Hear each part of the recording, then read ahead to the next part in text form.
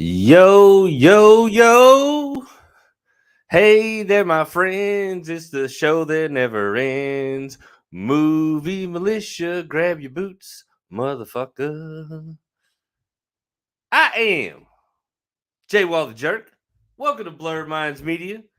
It is another Thursday night, which means it is movie motherfucking militia. We ain't gonna waste no time. I'm just gonna bring the cast on in. Riding with me as always is my guy Derek. What's up?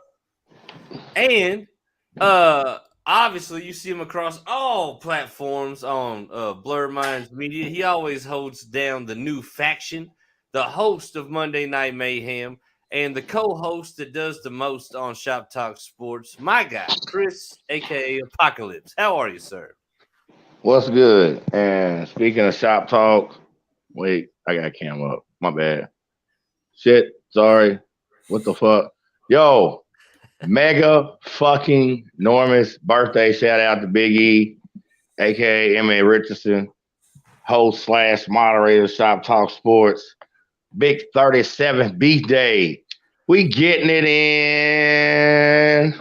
Yeah, shout out the host of Shop Talk Sports, Big E, on his birthday, creeping toward 40. My guy made it another goddamn 365. You can't never be mad at that. I have to say, I've told this story on Five Finger Fiasco, but I don't know if Derek has heard it yet or not. But Nah, I haven't. No.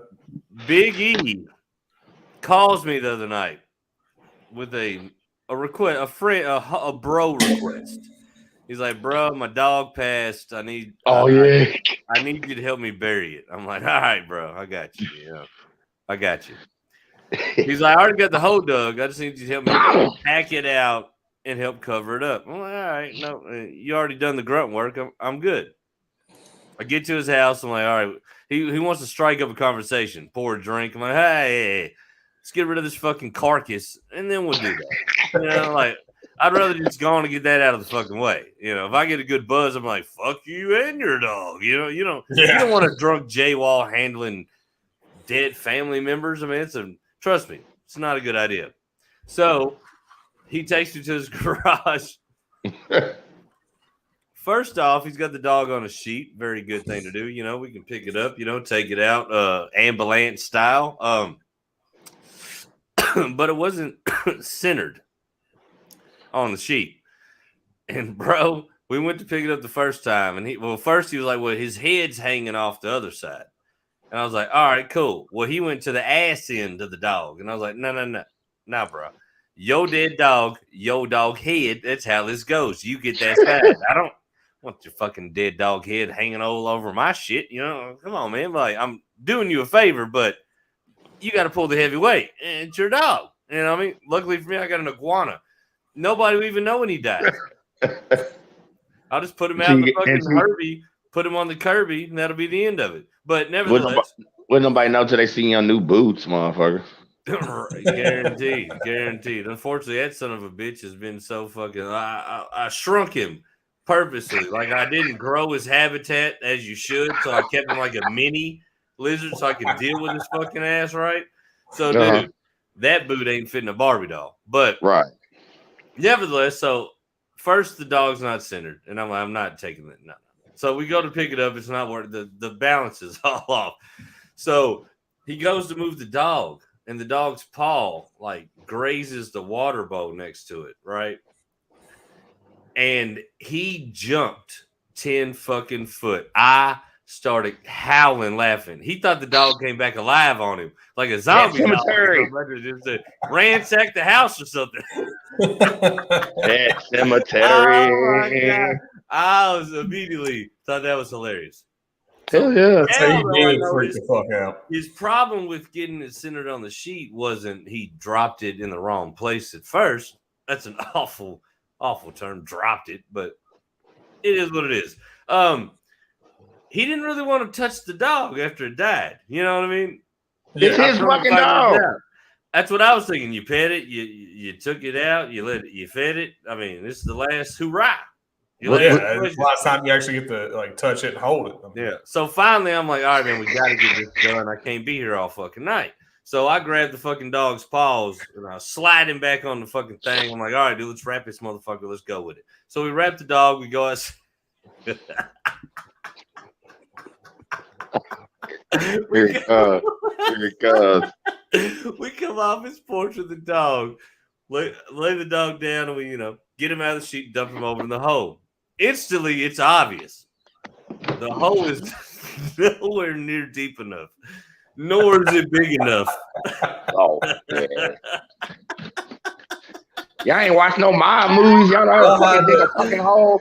Here's the thing. I looked at him and I was like, bruh, your hose it ain't gonna work. Yeah. He said, you know what he told me? He said, I didn't think he'd be stretched out like that. Oh my God.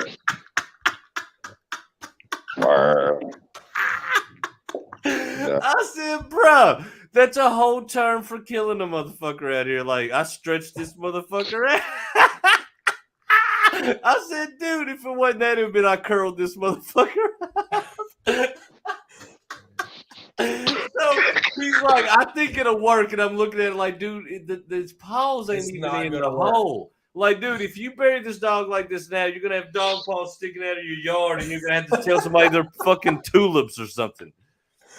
Some kind of exotic or something, or like what was going on with that? Like, no, he was drinking, but okay, so he but was my guy there it is. There it is. And we all know.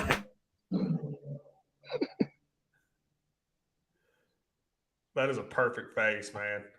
But What's he thinking? Oh! Hurry! He's thinking about some dudes. That's the fattest one.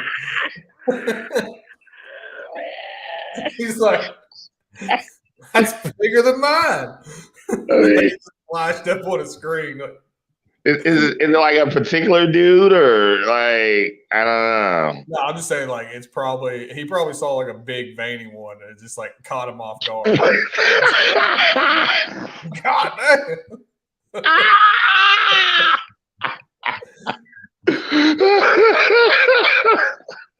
Oh fucking look at him. That is fucking or whatever it is, just throwing up a big ass veiny dick in front of him. Yo, get off X hamster J Wall. What the fuck?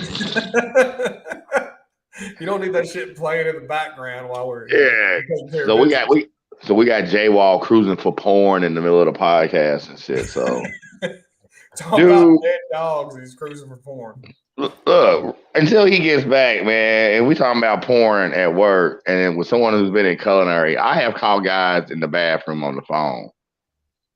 I'm like, really? Like, you really can't wait till you get home, bro? Like, for real. That's a conversation I've seen and been part of or heard of, I guess you say.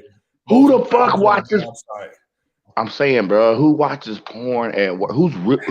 You're that fucking horny? Hey, man, I have to admit, as a young guy, I did. I mean, everyone has at least once. J Wall, we got you with what's he thinking? That's the freeze face game. What was I thinking? Hello, Derek. A big veiny dick. It just came across the screen, and you're just like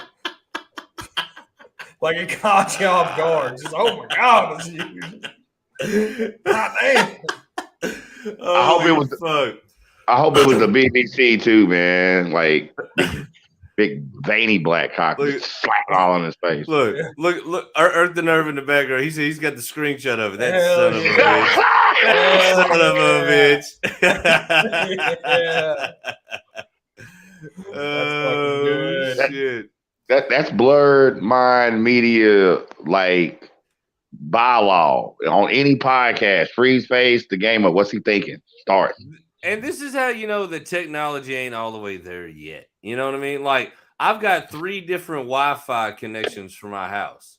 And for some reason, it picked the one with, like, the least amount of bars. And I was like, why would you automatically go to that? I look at my other one, and my other one's glowing with service. It's like, oh, And I'm like, why would you not automatically go to that one? I got to talk to my stepson about that actually, because he's the one who set up the multiple internet bullshit, and I've never seen a value on over it yet. You know, because it just fucks me. That's all it does is fuck me. Well, I mean, like, well, let's not route you to the best one available. We're going to give you the shittiest one every time and make you switch it manually. Like, well, what's the point? What's the fucking point? Yeah, appreciate like it, Spectrum. Oh, well, see, and see, there you go, because you fucking with Spectrum. See, but bro, they tell me across the board this is the best, highest speed internet in my area. Like, I'm handcuffed to these motherfuckers. Man, fuck Spectrum. Yeah, I agree with that. Y'all hear me? Fuck Spectrum. What are y'all running? Spectrum. Unfortunately, I got AT&T. Spectrum. Everybody's like, fuck Spectrum, but we all gotta fuck with them. You know what I mean? I got it. Well, they're owned by AT&T, but I have AT&T. I got two. Is that the Uverse, right? The Ethernet, or not Ethernet, but the what is it? Fiber right? Yeah. I got the fiber optic. I think that's what I really need, bro. Ooh. The funny thing was I was selling that shit door to door, and in my neighborhood I couldn't get it. Everybody's like, "How's it work?" I was like, "It's fucking amazing." I go home and watch my Spectrum. Like, I hope Uverse is great. I don't fucking know. I'm just trying to turn the dollar, goddammit. I don't know what the fuck we got over here. I think this shit's more like 2 oatmeal boxes and a piece of string, man. I don't know about the Wi-Fi over here. This goddamn avatar picture is insanely fucked up. That is awesome. That is beautiful. That's just like... that right there alone is good TV, y'all. This right here alone. I know, Earth, right? Look at him. Oh, shit. I feel like this is the same look on my face when I find out my wife's feeling a little randy. I'm like, oh, really? Right. You know what I'm saying? How is the missus?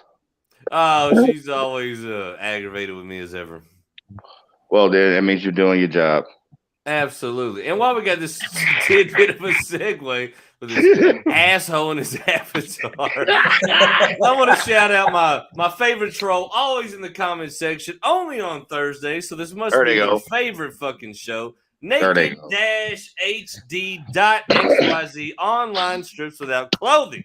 Didn't I show them bitches the money last week, and they still just... I feel like you have to go to the show, to their site, and, show them the money, bro. I think that's kind of the whole concept here. Yeah, just fucking around with Blurred Minds Media, show them a foot in their ass. Feel me? But either way, I mean, you are a constant on this show from A1 Day One. You've never been on any other shows on the platform. So we at Movie Militia appreciate the fuck out of you for showing up and showing out every goddamn Thursday. Yeah. Troll stars. So many troll stars. You know what? Listen, man. I am on one. I don't know what is gotten into me. I don't know. I'm feeling some weed got into you. That's what. Yeah. And for the viewers, come to y'all this spring. Blurred Minds Media, the musical. Oh hell no! I'm not in that one. No, I'm not. What are you talking about? You're the star of it, bro. I mean, by default, you just made this show a musical. You busted out a song for no good reason, like every fucking musical I've ever watched. Dude, I'm telling you, I don't know what it is. I'm just feeling a little extra. Who is going to direct the porn scenes for the music? Oh, that's definitely me. Like, I got all that covered. Yo, wait a second. Hellified concept. Has anybody ever seen a porn musical? No, but I'm telling you what I would name it. We just hatched a new genre. Yes, and I'll tell you exactly what you should name it. You know what I'm saying? What is it? BBC on Broadway. Flat It's out. just, Just flat. God damn it! it's just I it's can gonna see be it Apocalypse lit up. running around and just like trying to bang all the Broadway stars. That's it. Oh, oh. I'm That's telling you, what we man. call Apocalypse on Broadway. Yo, Blurred Minds Media, all right, 2023 Vegas AVN Awards. We trying to make it happen for real. Like, We're all trying to make it happen. We're trying to send you out there with the cheapest Walgreens video camera we can that's find. fucked up. So, we'll just see what you come back with. It'd be art, pure art. Yeah, man, I'm serious, man, for real. But I'm telling you, that's what it is. If we're gonna do a porn musical, man, it's got to be called BBC on Broadway. I'm gonna fuck. I'm with it. It'll be. Wait a second. Wait. What? I don't think that was so much of the I'm with it with. Let's retract. You shouldn't be with BBC on Broadway, but the title. Exactly. Yeah. As soon as I thought about it, I was like, no, I shouldn't. Where's Urk at? Wait, Urk. I shouldn't be down with that at all. But yeah, Urk. Okay, it'll be a interracial taboo extravaganza. Tell me, man. BBC on Broadway. We're gonna make it happen. You had us and you lost. BBC 1, BBC 2, BBC 3. Hey, y'all. Who needs Liza Minnelli? Okay, and do you really want to go see Cats again? We gonna have Cats. Okay, shave ones. Okay, airstrip landings. You know, we might have a bitch that look like she got Don King in a headlock. Who fucking knows? All right, but plenty of Cats. BBC on Broadway, all right, an interracial taboo extravaganza coming to Blurred Minds Media. We're gonna make that shit happen, bro. For real. I can see me. That's how we're gonna get our Tony Award. Okay, we're gonna be the first porn musical to win a Tony and an AV in the same year. Out of everything that I've thought in my brain and thought about accolades, achievements, becoming successful podcasting. Right. But Tony was never one of them. So fuck it. Let's go for it. Look, man, you gotta have standards. You're right. I like it. I mean, they may be low, but they're still standards.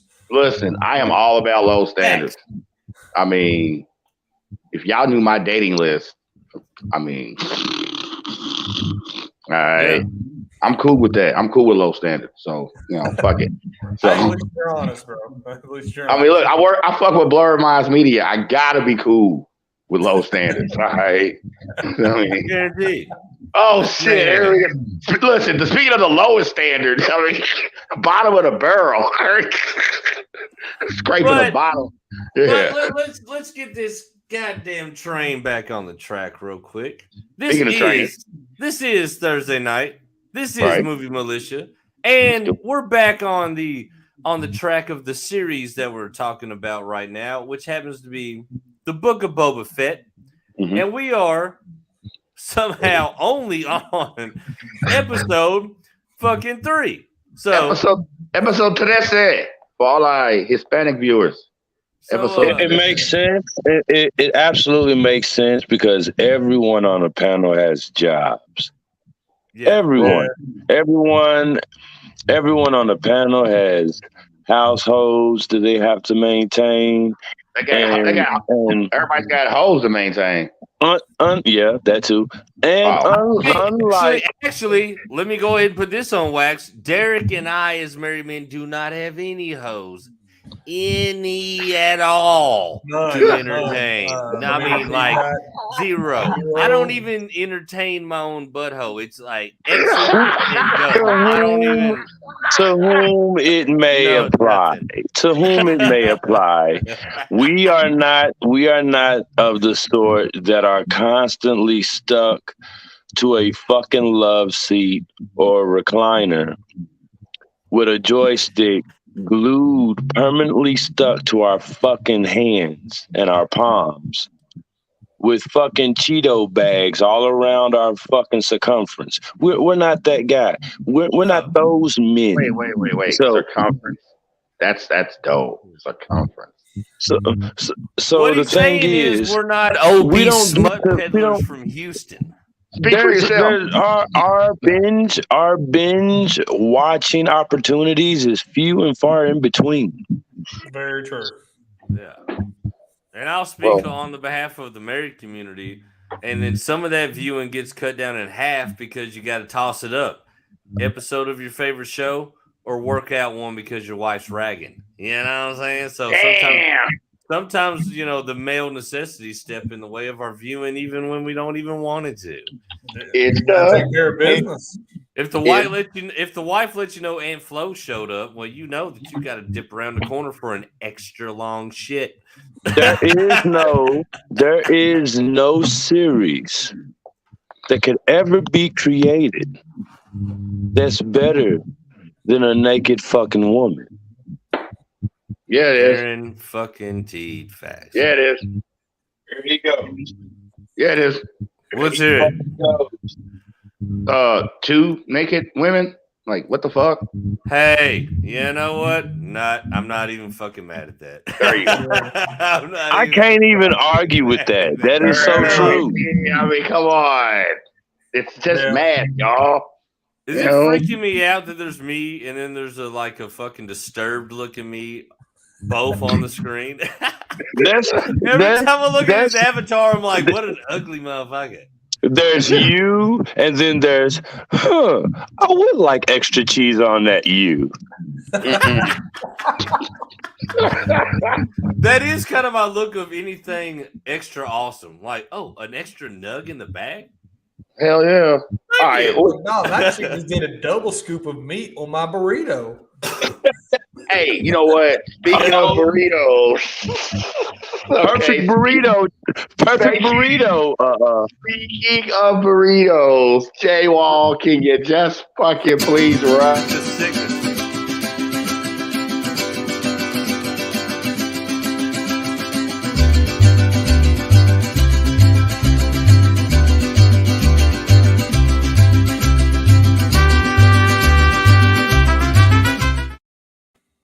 And that is a commercial from one of our all-time favorite sponsors, the Macho Nacho Burrito. The greatest burrito ever. Truck. The greatest burrito that you'll ever taste, that you'll never find. Dude, I'm telling you. No, that's going to be a thing. That is a legit venture one way or another. All right? For real. Blur Minds Media, you got somebody with 31 years of culinary experience, man, fuck that. Okay? You know, that's how we do around here. If we cannot get people to give us ad reads, well, we'll make our own company and do our own fucking ad reads. Yeah, but I'm telling you, the greatest fucking commercial ever. Ever. You know, I mean, I feel like you could give a run at the Super Bowl. That's all I'm fucking saying. Dude, what? That should have been the Super. Man, we gotta get that spot next year. All right, hopefully we'll have a truck up running about in. But outside of that, we're 23 minutes in. Let's at least briefly touch the tip of the show that we were supposed to. Okay, touch the tip. What the fuck are we doing? I was trying to. I thought the homoerotic thing stays on Mayhem. I thought that stayed on me. I was trying to quote the dude from Role Models, and I fucked it up. What do you say? Let us gingerly touch our tips. Gingerly. And I just fucked it up and made it even gayer than it was before. Whoops. That's what happens around here, folks. We're off the fucking rails. All right, let's get it. A lot of booze that gets consumed on these shows around here. But let's try it one more time. The Book of Boba Fett, Season 1, Episode 3. Let's try to fucking get it. I'm gonna go straight into Derek. What's up? What do you think following Episode 2, going into this one? How'd you feel about it, sir? Here we go. Man, to be honest, I kind of like the beginning. It was a good point, him trying to push how he wants to take control of everything and how he wants to do it and how effective it is. Like whatever he's talking about with the water dealer, the guy that deals with all the water. Yeah. He was complaining about some young punks stealing all of the water. So he goes in there, talks to him, pays the water dealer what he thinks is the fair price. He finds out he's gouging it, and hires those young punks because he sees the potential. He's not going to go bust any heads. He's like, I'm going to get these people on my side. And bro, what a for real, I'm the crime boss, I'm the leader move to do. You know what I mean? Yeah. Like, he goes in there, he realizes that the water merchant is raping these people. What did the guy say in the show? He said he's charging us a month wages for a week's worth of water. Yeah. So he was like raping them, really? Just rape? Like, I mean, it was a month's worth of work pay for a week's worth of water. And just jaywalk choice of words, though, man. Like, he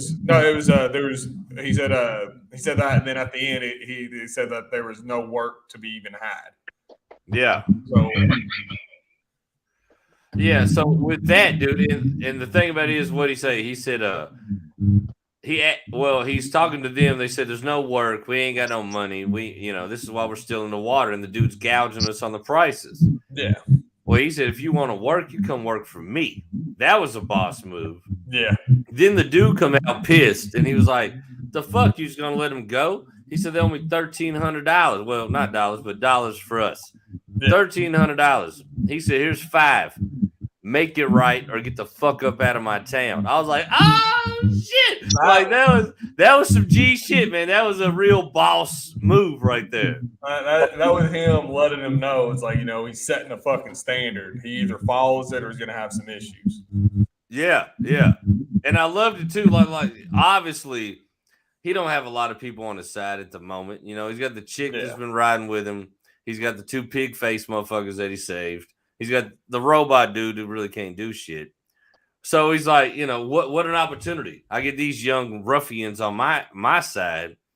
Then I square the water dude out so he quits gouging people's prices. You know what I mean? Like what a move. What a chess move. That's also the things like where he made that guy stop gouging people. He won over the public. Like, okay, well, yeah, he's actually out here trying to help us. So, absolutely. Chris, what alien entities are you trying to summon? You got some wild old background noise, bro. Oh shit. My fault. Like it was in the transmissions. My man, it was my little heater. So sorry about that. Is that better? Like for real.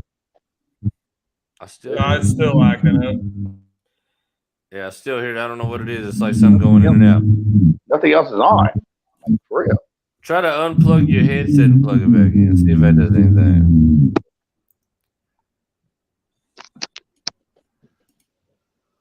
Mic check 1 2 2.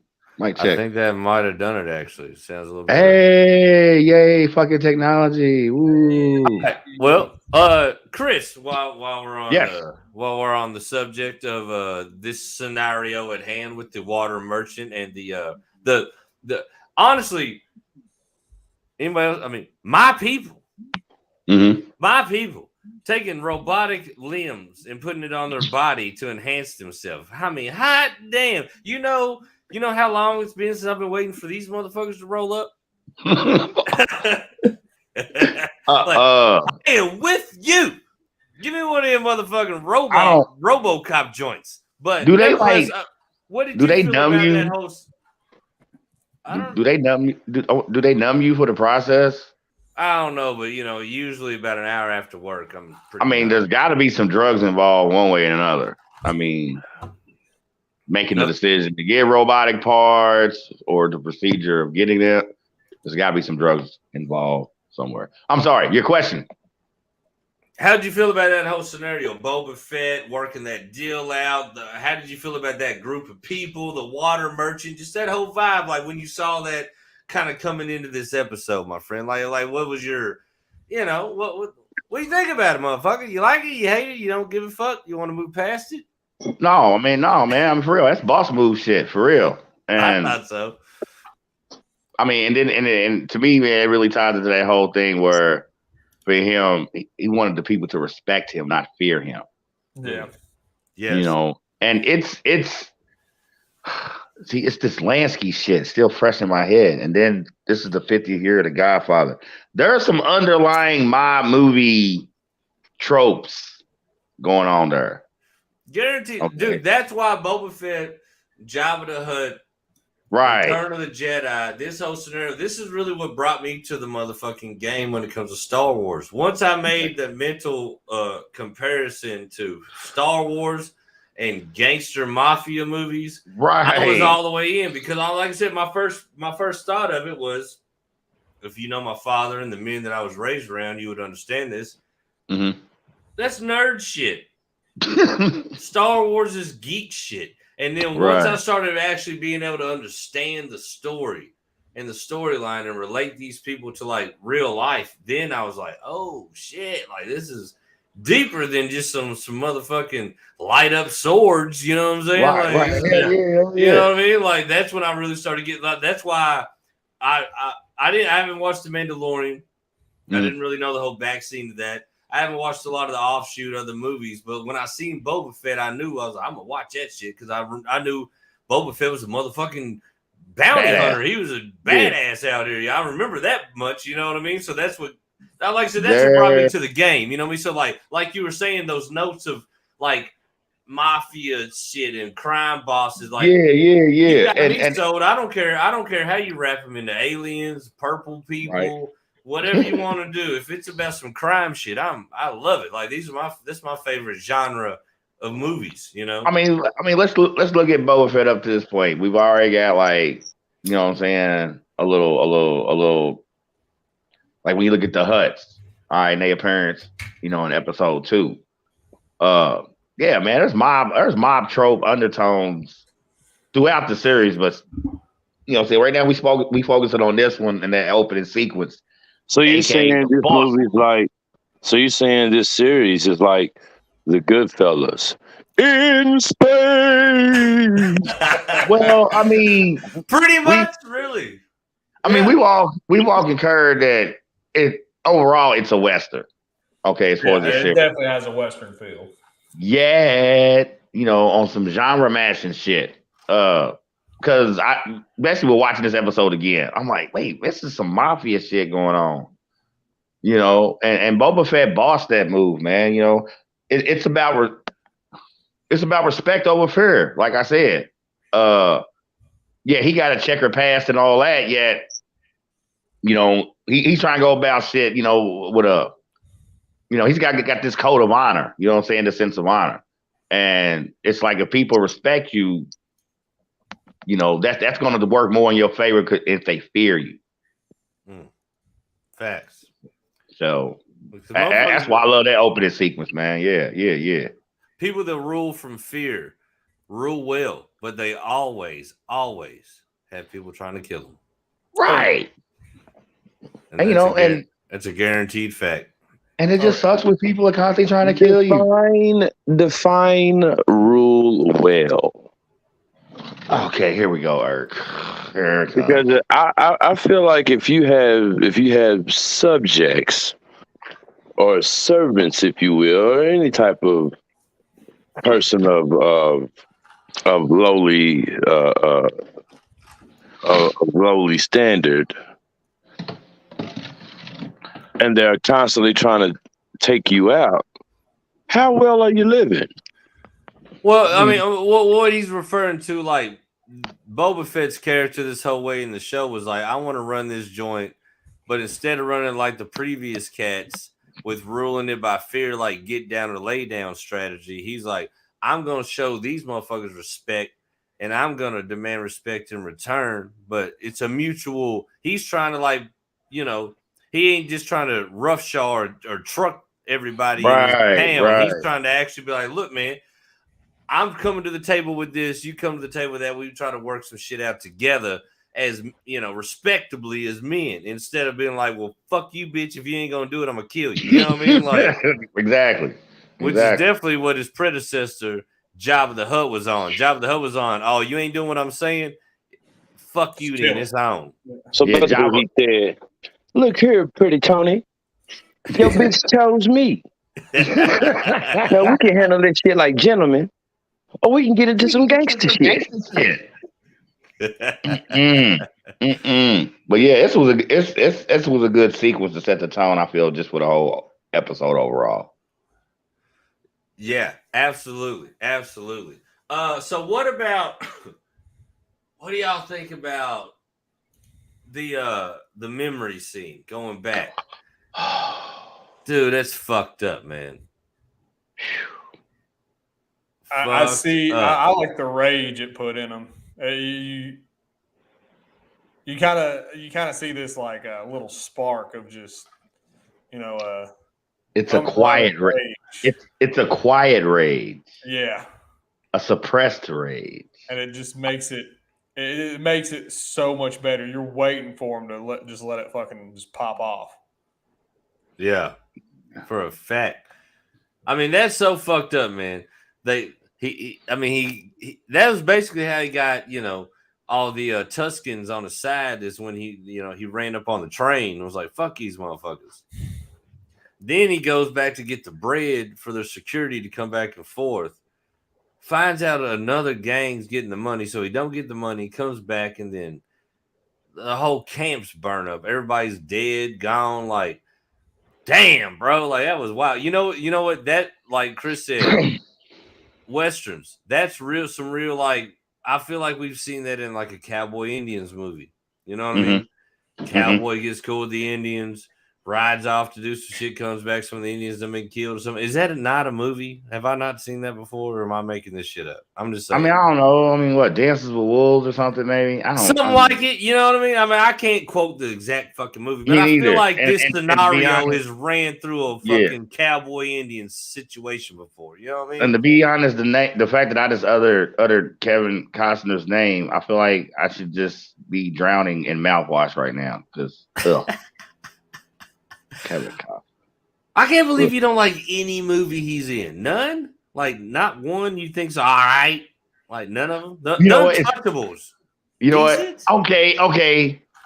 Untouchables, dope. There's no denying that. I will tell you. There we go. We got one. Look, actually, there's two. There's two. Because Untouchables is 87. 2 years before that, 1985. Since we are talking about Boba Fett, and it's a Western. All right. Silverado. That's the Kevin Costner. I remember that joint, actually. Yeah. You don't like the Robin Silverado is a good movie. Robin Hood? Who the fuck said Robin Hood? Derek. Actually, bro, that was actually a pretty fucking good rendition of Robin Hood.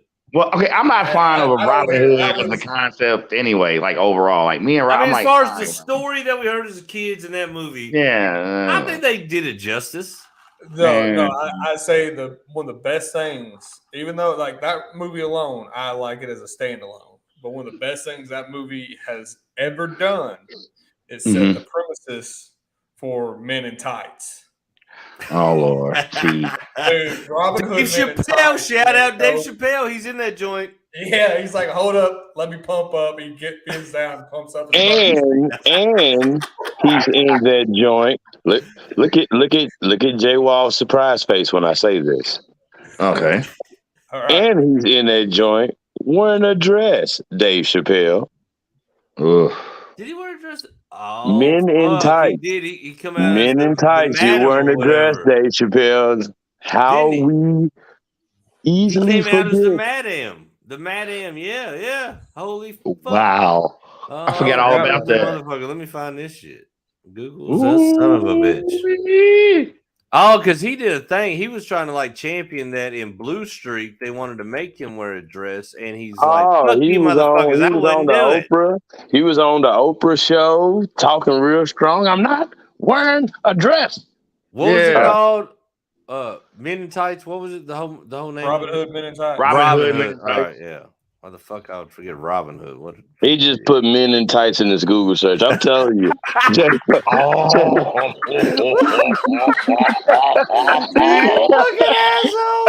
that Avatar. Google search, boy, is amazing, boy. Walski's Google search. God, Man, listen. Men in Tights, for that bad. Brutus Beefcake, the Booty Man. Yeah, Booty Ball, Man and Men in Tights. Big Balls Mahoney. Dude, what Earth said was the worst because every time I think about it, it's awful. The fact that I found the picture of the Booty Man, and he had his ass poked out, and it was so perfect of a visual for a booty man. And then when Earth made the realization that I searched for that and decided, yes, that's the best fucking picture for a booty man description. Yeah, it made me rethink this whole podcast. You went through a selection. No, look, I can see it now. No. That's it. Oh, fuck, man. That's ridiculous. Oh, you know what's crazy? I'm so glad Irk's on here to bring this up because I remember even champion Dave Chappelle was like, yeah, you see, they want to put all these so-called black actors in dresses, but Dave Chappelle stood up to that shit. He was like, fuck no. I'm Dave Chappelle, bitch. I ain't got to do that shit. And then I'm not wearing a dress. Lo and behold. Lord, we got the proof, Dave. You know, you might want to call us, bro. I would have to argue. There we go. That can be seen as a robe. Because look at the guy on his left in the green. No. Isn't all robe is just a dress with sleeves? I mean, basically. Man. Yeah. Can y'all see that picture? Dude, I get the hypocrisy in it. Don't get me wrong, I do. Dude, he not only is he wearing Well, look to the guy to his I guess not only is he wearing female garb of that era. Yeah. He's wearing makeup to match. And long hair. Well, I mean, and look at the other guys to his left and right. They have fake tits, obviously. Yeah, that's pretty strange. Damn it, Dave. You were almost the GOAT. Luckily, I've never seen a picture of Patrice O'Neal in a muumuu. You know what? This motherfucker done booked 3 shows for Louisville. Okay, on his upcoming. I've tried to get I was trying my damnedest to get tickets, bro. I can imagine. You really gonna pay? I don't give a fuck about him wearing a dress in that movie. I still would go see him live. Absolutely. Oh, they spell yeah. I've tried it. I was trying to get there. The funny thing is, here's the wild toss about Louisville comedy right now. Dave Chappelle just did the surprise shows coming in like a week or so. Tom Segura's coming in May. Bert Kreischer, Dave fucking Attell, not Chappelle, Attell, and Big J Ogerson, and then some other whatever comics are coming and doing a festival down here. Like, dude, the big name comics are rolling through Louisville right now, bro. It is nuts. And trust me, I'm gonna catch one of these motherfucking shows. I know that's right. We're gonna eventually get back to talking about this episode. I honestly think we should. While we're on it real quick, do you know that there is a $200 increase in Chris Rock ticket? Yeah, we talked about that on 5 Figure Fiasco. What was that last week? I forgot my camera was on. I thought he brought it up. Yeah, why'd you forget your camera was on, Jay Wall? Wait, what's going on over? Yeah, because my wife was over here and I was about to start doing some real seductive, like hungry eyes, and then I was like, "Oh shit!" Everybody can see everything I'm about to unfold here. Jay Wall, we could not, boy. If we see you sucking on a titty one time, on this guy, pop that titty out of your mouth. Yeah. Stay slapping in your head like, what fool the camera's on? You'll know that'll be the night that somehow J-Wall acquired a bag of shrooms and talked the wife into eating them. Lord. Because if that happens and I got a podcast, trust me, bro, all bets are off on what's we're going viral. That is an instant. That's an instant trip to the yacht. That is, man. But God damn it, folks. We got to get back to Boba Fett. Yeah. Okay. Where are we at even?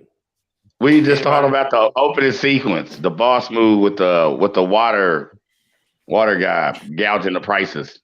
Yeah, and the snot-nosed punks that he hired for Boba Fett. They were freaky looking, like those cybernetic add-ons and shit. Dude, I thought it was cool as fuck. I mean, I love the comedic break too in that scene where Boba Fett told him later on in the show, he's like, keep an eye on him, and he was like, oh yeah, sorry. He was sorry, like, Mike. Shit, I paid a lot of money for this. I was like, fuck yeah, dude. If I had a bionic eye, I'd be like, if you looked at me weird, I'd be like, that's fine if you want to look at me weird. But you got 20/20 vision. I got like 20,000 vision, motherfucker. Like, are you crazy? But how do you see through your soul? How do you pick up broads with that get up? That's what I'm trying to ask, bro, for real. Like, how many bitches do you get with? Dude, I would go ahead and say, dude, if you give me, here's the thing, give Chris, me a fucking bionic eyeball. Here's the thing, you can pluck my fucking left eye right out. Apocalypse. Here's the thing you're not considering to that question. How could he ever get vagina played with that bionic eye? But you've never realized the answer. Everybody on this panel has gotten vagina. Okay, but we don't have a bionic eye either. But look at us. Yeah, that's the answer. I mean, none of us. Listen, none of us look like a stunt double from the Terminator movies. All right, I feel like some of us a bionic eye's a step up. Yeah, I think us looking like a stunt double from Terminator. Movies. Terminator, yeah. I mean, here's my thing. If you throw up the dude with the bionic eye, look at this fella here. Look at this guy right here, bionic eye. Okay, so y'all at the club. Now you got a picture of him, then you got a picture of us. I can see him probably getting pussy. Okay. I mean, I'm cool with that, man. I just gotta be real with it, you know. I'm cool with that. Dude slanging and banging. I mean, look at this guy. He's like the Monopoly man in the future. But still, going to the club with that dude trying to pull some hoes that night, like, bruh. You just know he'd be taking them all. But this because he's got a fucking bionic eye. Are you serious? Could you imagine going to the club with a bionic eye? Could you imagine going to the club with a bionic eye? This is probably a chick. He's probably smashing a chick with a bionic vagina. But look, you're scoping the club. You're in the club. You got a bionic eye. He's scoping the whole fucking club. He's got a bionic eye. So check it out. You're scoping the club. You got the bionic eye. You got 20,000 vision, 20,000 vision. You're scoping the chicks, and you're like, oh, that chick's just got fresh batch of herpes. Oh, can't do that. That bitch is she wrapped saran wrap around her fupa. I can't do that either. Can't do that either. What is the purpose of the saran wrap around the fupa? Is this something I should be looking out for as I'm trying to re-enter the dating pool? Are you serious? It's a cheap version of like Spanx. What the fuck is a Spanx? It's some underwear where they just tuck all that excess skin or fat into it. What? And shrinks what it the fuck? Figure. Well, what the fuck is underwear? No, okay, I'm just playing. It's the same. You get the. What Spanx are is false advertisement. That's what that is. You get that same look and feeling when you unzip a package of mystery meat. I was gonna say a roll of dough, like Pillsbury dough, or like biscuits, a can of biscuits. Ah, okay. Now, okay, I got the visual now. Okay, I'm good. Ooh, ugh, wow. I mean, or J-Wall would say, love handles. I love handles. Dude, J-Wall, I don't care. You in the roller rink during couples night, that shit was fucking hilarious, bro. I don't care. What? I'm like, love hand. Watch Shop Talk Sports, Dirk. Trust me. This is how I thing. know I really need to stop drinking on show. Because I don't even remember what he's talking about. Holy shit. Oh, Shop Talk, you went on this whole little rant about you and the couples and the skating ring and Wyclef Jean and Ghana Road November and love handles. Trust me, bro. It all makes sense. I remember being in the skating rink. I remember having chubby girlfriends. I Right, remember so- Wyclef John, but I don't But when remember you- telling y'all that at all. Dude, you told it Chubby all. girlfriends are the best. But he said love That's handle. amazing. I'm No, not is ashamed of it either. To this day, I'm not ashamed of it. No, fuck that, man. Real women have curves. Skinny women are evil because they don't fucking eat. There, I mean, yeah. say. Look at Jada Pinkett Smith. See, The bitch had a couple double quarter pounders in her life. She might not be such a fucking raging bald cunt. Hey, wow, there it is, 100%. She's a double dose of evil. man. A double dose of evil. and if the bitch had a double scoop of ice cream every day, she probably wouldn't be such a fucking asshole. Yeah, And she yeah. probably wouldn't make the fucking one of the greatest actors of all time look like a cuck bitch. Cuck. Oh wow, not Dude, the I seen a home video don't. of Jada Pinkett and Will Smith in their fucking mansion, dude. And I really wanted to reach through my phone screen and to help. I just wanted to help Will. Dude, I swear to he looks so fucking defeated, dude. He looks Kick that bitch down a flight of steps for him. it's the saddest video you will ever see, dude. I can't even believe that anyone handling both of them would ever let that video get out. And you will see it. I ain't even got to mention the details to you. You're going to see this video in your timeline, and you're going to get curious, and you're going to push play, and then you're going to get the same exact feeling I got. I wanted to fucking elbow drop that bitch. That's fucked up. That is fucked up. Who we gonna talk about this show? I got to help Will. Like this is iRobot. What the fuck happened? Listen, Mr. iRobot guy. Like he fought insane zombies. Listen, man. He fought zombie on steroids. Like, come on, man. Will Smith made the conscious choice, okay, to continue to put up with the bullshit of a woman who's still in love with a dead man, Tupac. So he saved why would you ever sign a contract that says even if we want to divorce each other, we won't? Right.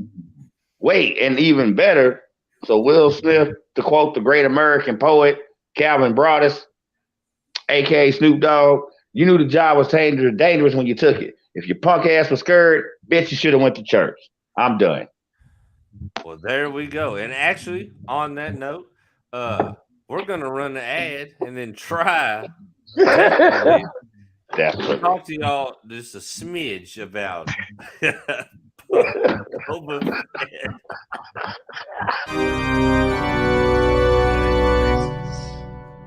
They're gluing flesh for me to hold. I'll embalm them. I'll sew their eyelids shut. I'll open their insides. And I'll steal the gold from their teeth. There will be no resting in peace. There is no peace in the Undertaker's mortuary.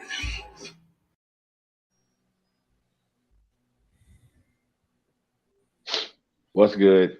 That's your man Chris, aka Apocalypse, reminds y'all on this upcoming Monday Night Mayhem, we were celebrating the Hall of Fame 2022 class as for the inductees of the WWE Hall of Fame, and our first Hall of Fame spotlight feature. All right, we are pulling out the big guns for this one. One of the greatest performers ever in the industry that we love, Mayhem, and my all-time favorite wrestler, man from the dark side himself, the master of macabre, the dead one, the phenom, the Undertaker.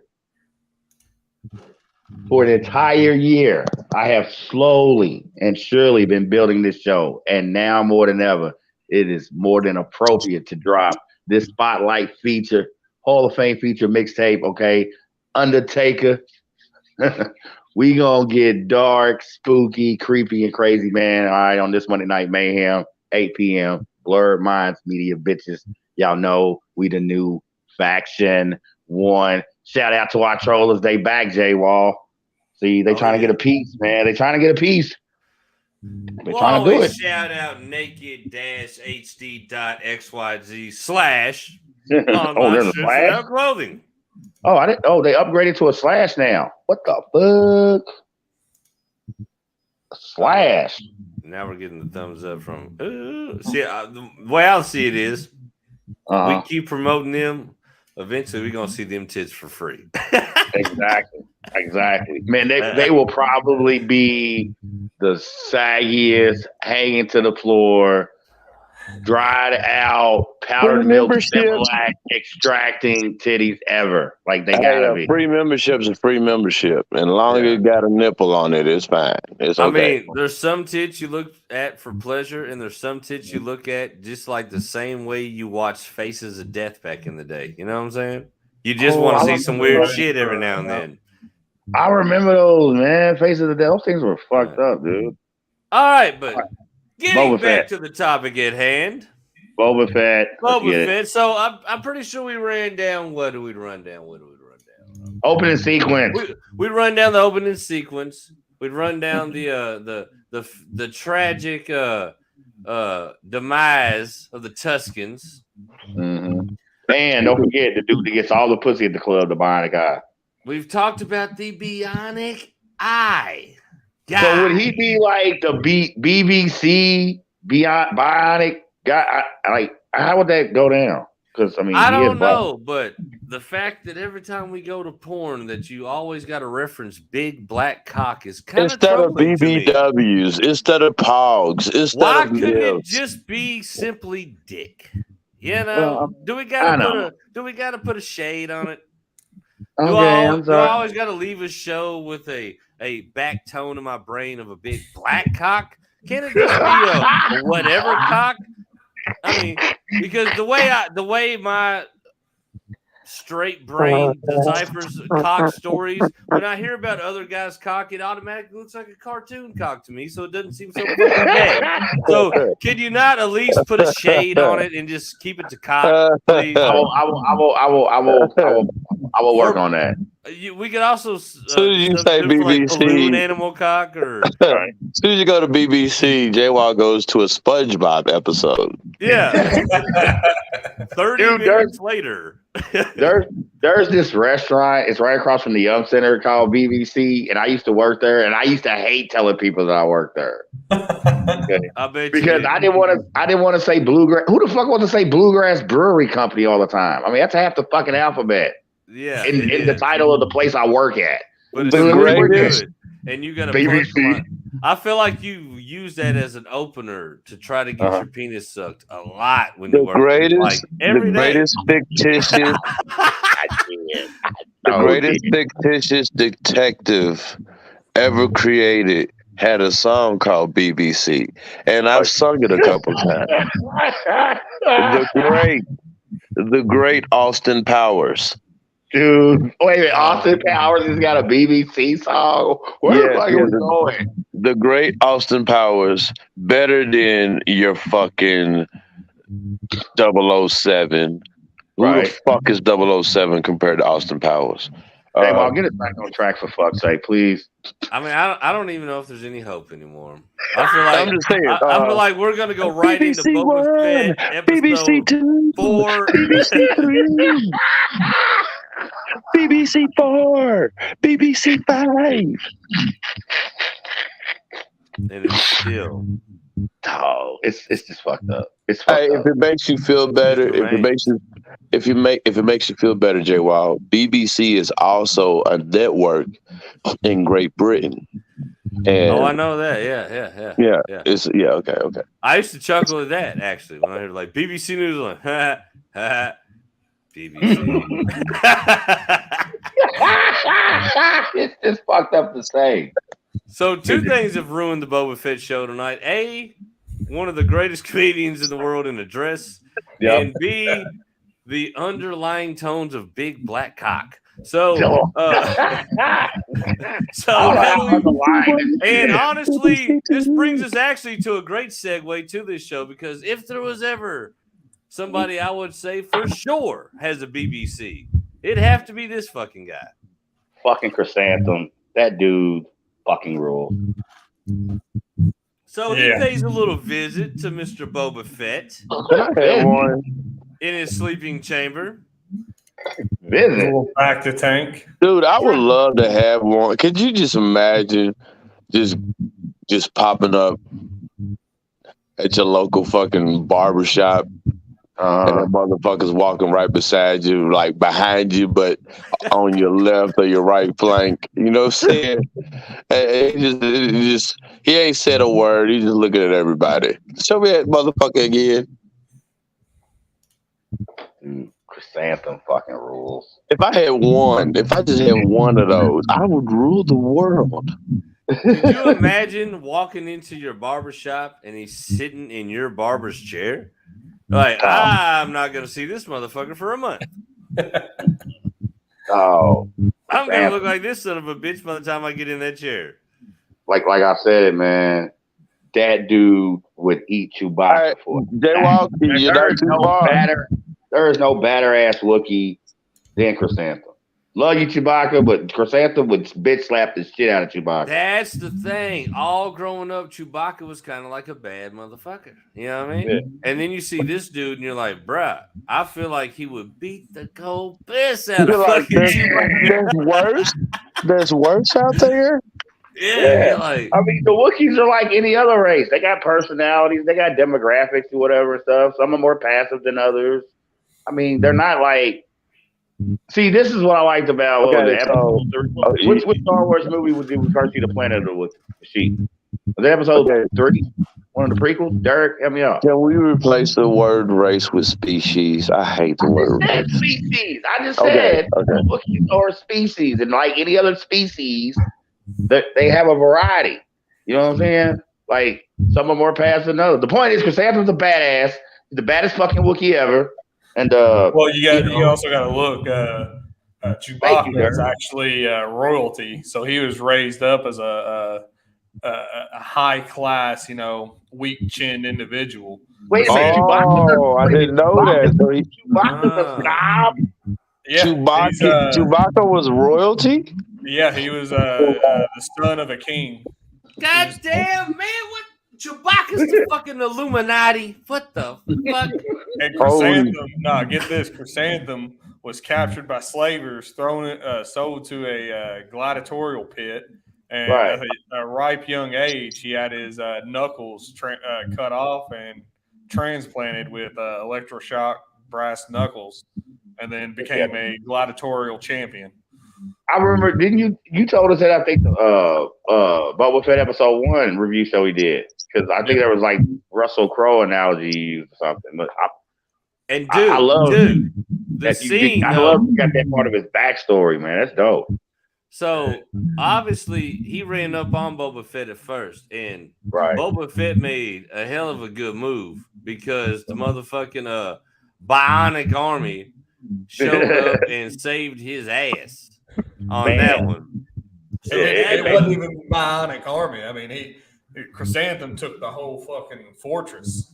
Them 2 naked pig dudes came out after him, and assassin girl, and he took them all. Man, that scene where he tackles the 2 pig dudes at the top of the stairwell, and they just fall down that stairwell. I mean, it's like he double speared both of them. Yeah, dude, that was funny to me, because all the little bionic dudes had him like all hooked up with the ropes and shit, and he was just kind of like, all right, like he was there. As soon as the pig dudes came in the scene, he was like, fuck all you motherfuckers, went straight after them and just like whooped their ass. So basically he's telling y'all at any time he could beat the shit out of everybody in this motherfucking situation. Exactly, man. I just let you guys have me. Yeah, basically. I mean, he's a bad dude, man. A bad dude. But I think too, later on, I mean, Boba Fett, I mean, he's flexing that motherfucking Godfather muscle pretty hard, man. Because then, when the twins show up, he shows another display of how he's the man out here. It's about respect. Okay, can we go back to that funniest thing picture? is Can we go back to that picture? that's the twins. Don't Hold do it, on, Eric. real quick. Hold on. 1, 2, 3, 4, 5. I Yeah, already that know what is. you're Yeah, gonna say. yeah. Ain't no way. Ain't no way. There is absolutely no way. Oh yeah, we've talked about this on the show, man. It took 10 times that many people to just hold up Xerxes in 300. Yeah. And these motherfuckers outweigh him by one person. And they got two of these fat motherfuckers. That ain't none of them struggling. Get the fuck out of here. They got 14 people on that. Ain't no way. Well, no, remember when they Chris, found Chris, shake your cord or something. You still got alien transmissions. how's that? Sounds way better. But I'm sorry, before it sounded like someone's trying to cram a BBC in my ear. All right, we're good. Yeah, Lord. Now remember we did. I hate you. I honestly thought I was gonna be able to slip that in and go with it, but But now remember we did talk that like once they actually stopped walking, they kind of sell them like struggling and bucking as far as the having to pack the girth of the twins. But like I said, we did the math. And then, you know what I'm saying? pack the girth. God, Yeah, pack the girth. That You're sounds right, like right half after of your- them. No, you That know sounds what? like- We're that gonna sounds let like him have it though. BBC reference. No. That We're sounds talking like about that sounds like some kind of walk for fucking diabetes. no. We gonna let him have it. We're talking about huts. We're talking about huts, and they, girth and huts. They make sense. It makes sense. It was just packing girth right after his BBC reference. I'm like, fuck's sake. But I feel like packing girth is a marathon for diabetes awareness. I feel like you could name it that. Those fucking t-shirts are selling at the store. Or Pack the girth, marathon for diabetes.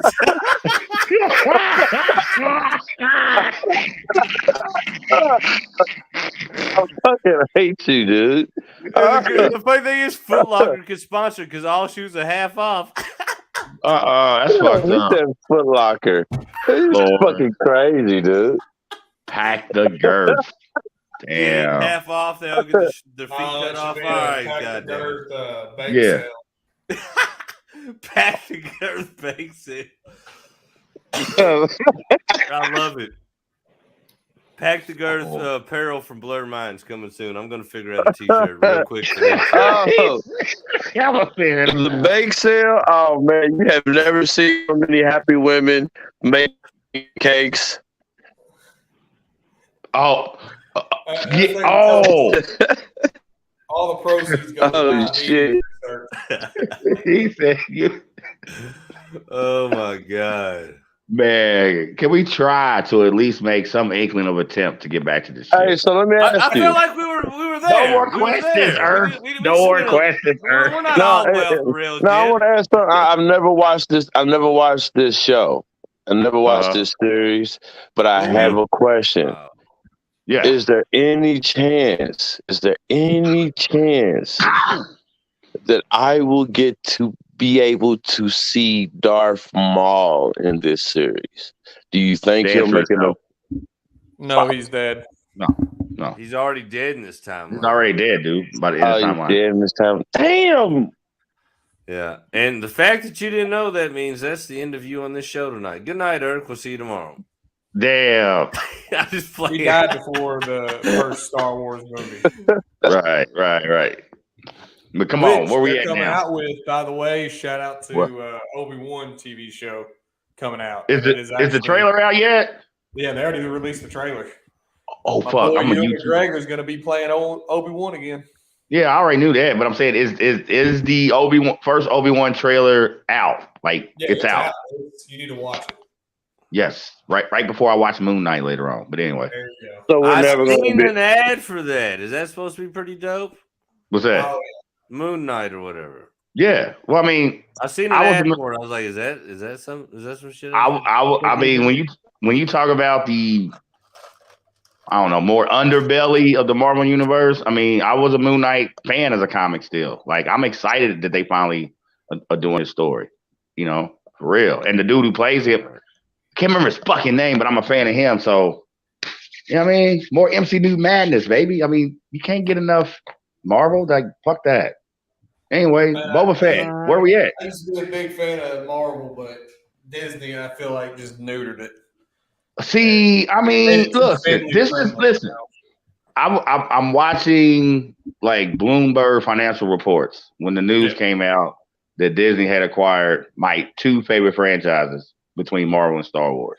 And this is what happens when you cut a deal with the devil, man. I mean, this is what comes with it. It just does. Yeah. You know, Disney got both your favorite franchises, Marvel. Yeah. Disney first purchased Star Marvel Wars and BBC Gone Wild. You know what? That's my franchise. See? Leave it to Disney. Dude, what if Disney got into the porn game? They already own porn business. I feel like for real? Yeah, you didn't know, like, they acquired some porn companies like back in the mid-90s. That's why a lot of churches protested them. Because they're like, do not support this child, organization that is making porn. It is not for kids. Well, porn's not for kids. Man, fuck them kids. Whoa. All right, Epstein. No, not like in that way. Like, not like. No, I got you, but no, it was just. Yeah. Porn industries. Like, dude, Disney's in the porn game. So what? They got like stakes in like Pornhub and shit. What if they fucked up and got all their shit like all crossed and shit? You're sitting there trying to work one out, and next you know it's like, hey kids, what the fuck is this? It was supposed to be double penetration anal. What the fuck? Well, exactly. All right, where are we at in this episode? What? We're lost in the weeds, son. We are lost in the fucking weeds. No, we just talked about actually the badass Wookiee. What's his name? I always want to call him Chrysanthemum. I always want to call him Chris Angel. Chris Angel. That pussy ass motherfucker. So Chrysanthemum runs up on Boba Fett. The cyborg gang that they got, my brethren, my fellow amputeasers, they fucking them with the pig face motherfuckers ward him off enough to get him in the dungeon. So then the robot man, the pussy ass robot dude, because Boba Fett's robot is a pussy. He's always on some pussy shit. Like R2D2 and C3PO were bad motherfuckers. This dude's a soft batch cookie. He's afraid to say Jabba the Hutt. I mean, it's ridiculous. But anyways, he lets them know twins are here. And they come bearing a gift. And as we alluded to, this is completely CGI fantasy. There's no way that little amount of dudes is holding up these two cake-eating motherfuckers. But nevertheless, we're going to go with it. So at this point in the show, and as we see this, and we see Boba Fett again flex, because he tells the Hutts basically, I'm staying here. This is my land. I'm going to hold this down. This is my territory. But I love, before we get to all that, I love the nonchalant attitude of the Hutts. They were like, I want to apologize. We sent Chrysanthemum here to kill you. Yeah, my bad. Right. Like it wasn't shit. My bad. Like, sorry. Oh yeah, by the way, I want to apologize for, putting a hit out on you to be carried out by a murderous psycho Wookiee. Like, how do you That's how you know the Hutts are like pure, like, G's. You know what I mean? They're like, we sent him here to kill you, but we've heard some other news. And now that we've talked about it, you know what? We were tripping. My bad. Jaywalk. Jaywalk. Yeah. Yeah, it's just like, whatever. Yeah. I loved it, man. They were like, hey, what are you going to do? Man, we fucked up. Happened. We fucked up. What are you going to do? I mean, great. I thought that was a nice little way to inject humor actually in it. Yeah. You know what I'm saying? We've talked about, like, we haven't covered all the episodes, but the overall tone of the show and how each episode has, a couple of little spots of humor injected in and it's not corny, you know what I'm saying? And a lot of it's well timed because there's been all this character building, all this tension building, and all these different elements. And, it gives you a little break, you know what I'm saying? And by the way, sorry for trying to kill you. And I think there's kudos to John Favreau and Robert Rodriguez. Yes, Brilliant. Los Hooligans. I think they put just enough touch of comedic relief. You know what I mean? You know what? In something like this, you gotta. Yeah. You just gotta, man. I mean, like when we was talked about earlier, you know what I'm saying? When he was in the Bantha tank and the slaughter of the Tuscans. You know what I'm saying? When you got stuff like that and scenes and themes like that in a show like it, you gotta have a little humor. And the whole, hey, sorry, I tried to kill you with the murderous Wookiee. That's fucking, but that's classic Hutt behavior. That's the Hutts. Yeah, and the thing is, you could tell Boba Fett being used to the Hutt's behavior and just kind of like being a seasoned veteran because their nonchalantness, he was exactly nonchalant as well. He's like, all right. He met their energy. I mean, yeah, exactly. Say it again, Derek. He met them with the same energy they're giving off. I mean, man, expand on that, bro. I want to hear it. Like, fuck me, well, fuck you. Right. Like, I'm Boba Fett. Right. Facts.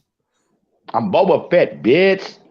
Yeah, I like that too. Like you can tell that undertone. Like he's trying to be respectable, hold down his thing the way he wants to. He wants to do it his way. But you can see the undertone in almost every episode so far. He's telling people, bitch, I am Boba Fett.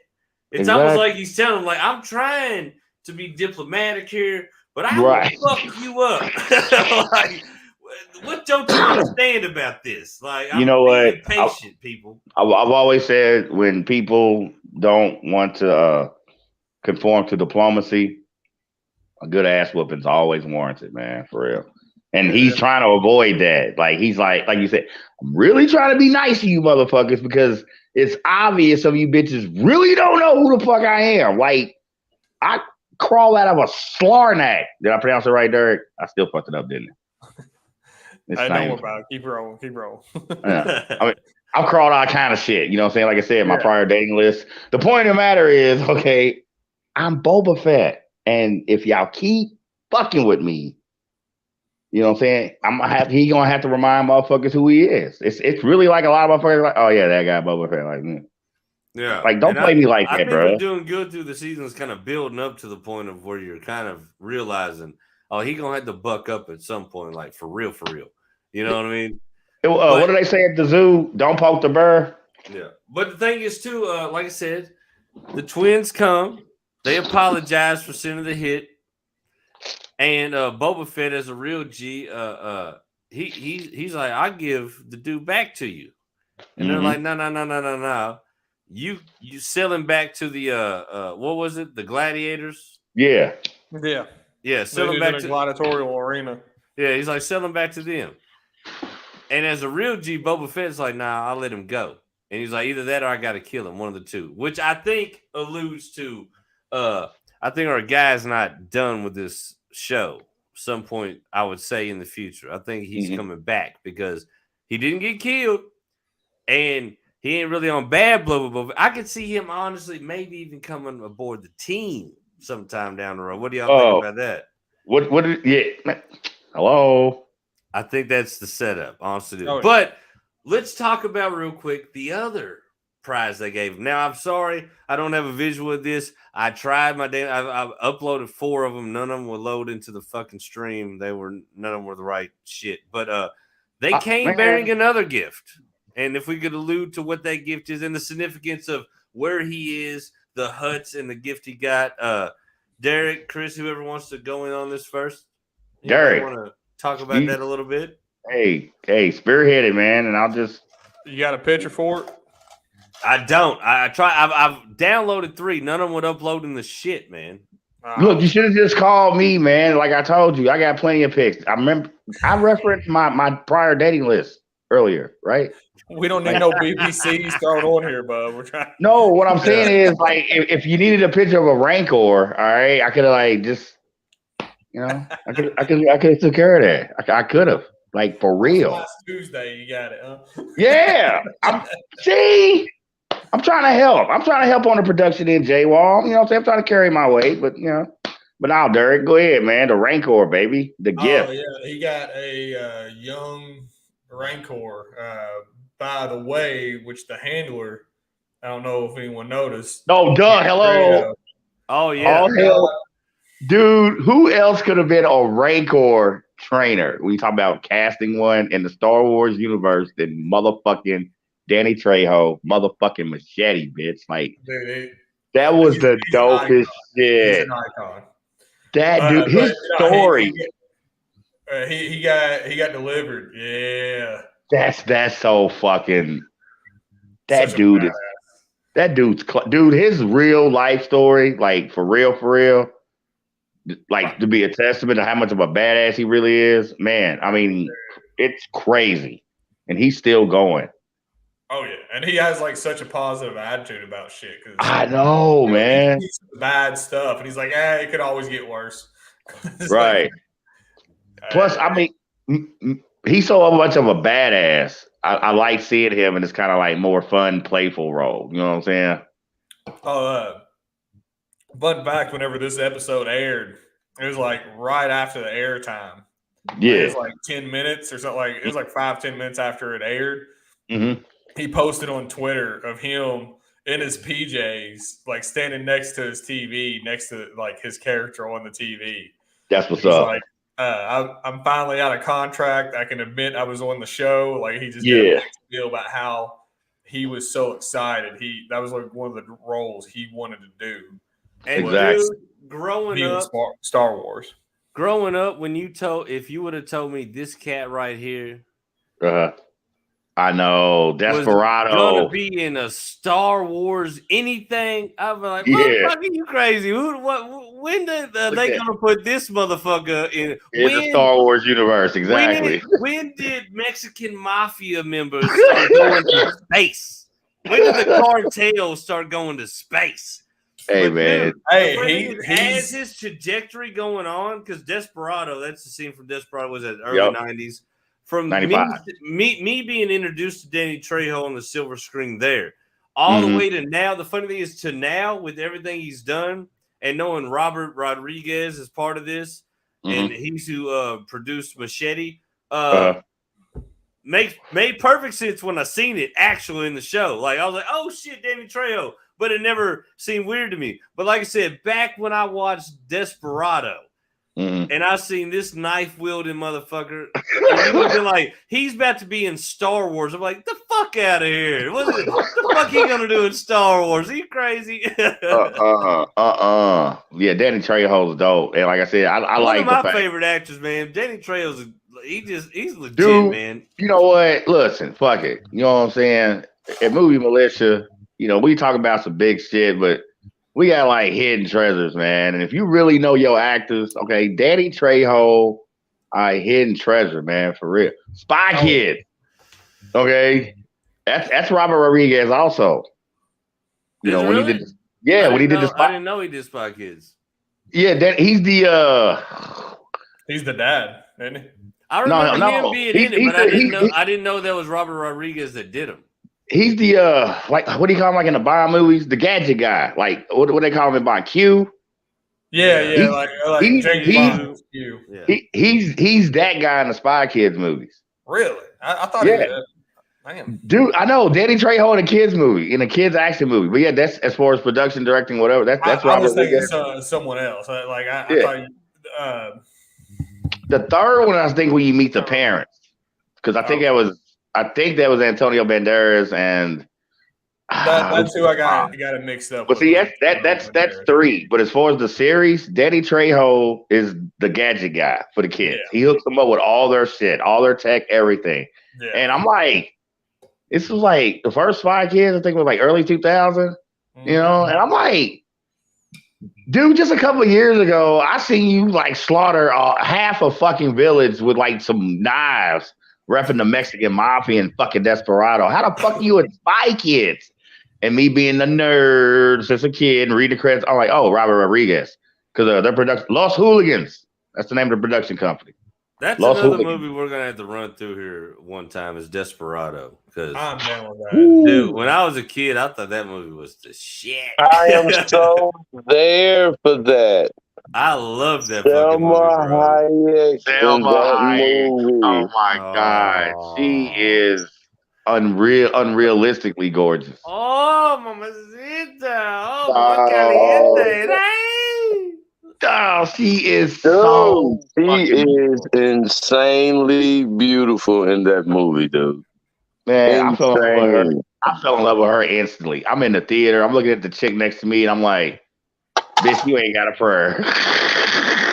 You ain't got a prayer compared to her, man. Selma Hayek. I think everybody first fell in love with Selma Hayek in Desperado. Because that was like her big first. Because that's the first time we saw her tits. Well, yeah. It's always good to see Selma Hayek. Oh, okay, let me ask you, what came first, Desperado or Dusk Till Dawn? Desperado. Desperado. Okay, so Desperado is the movie where I fell in love with her. But when I seen her in Dusk Till Dawn dancing on that stage, I was like, okay, this bitch is she's amazing. She's fucking amazing. Okay, the albino python. Honestly, even shit, fucking. What is his name? The director. Who? Tarantino. Quentin Tarantino. Put her foot in his mouth and run the shot down. Oh yeah, dude, that whole scene, and it's just like.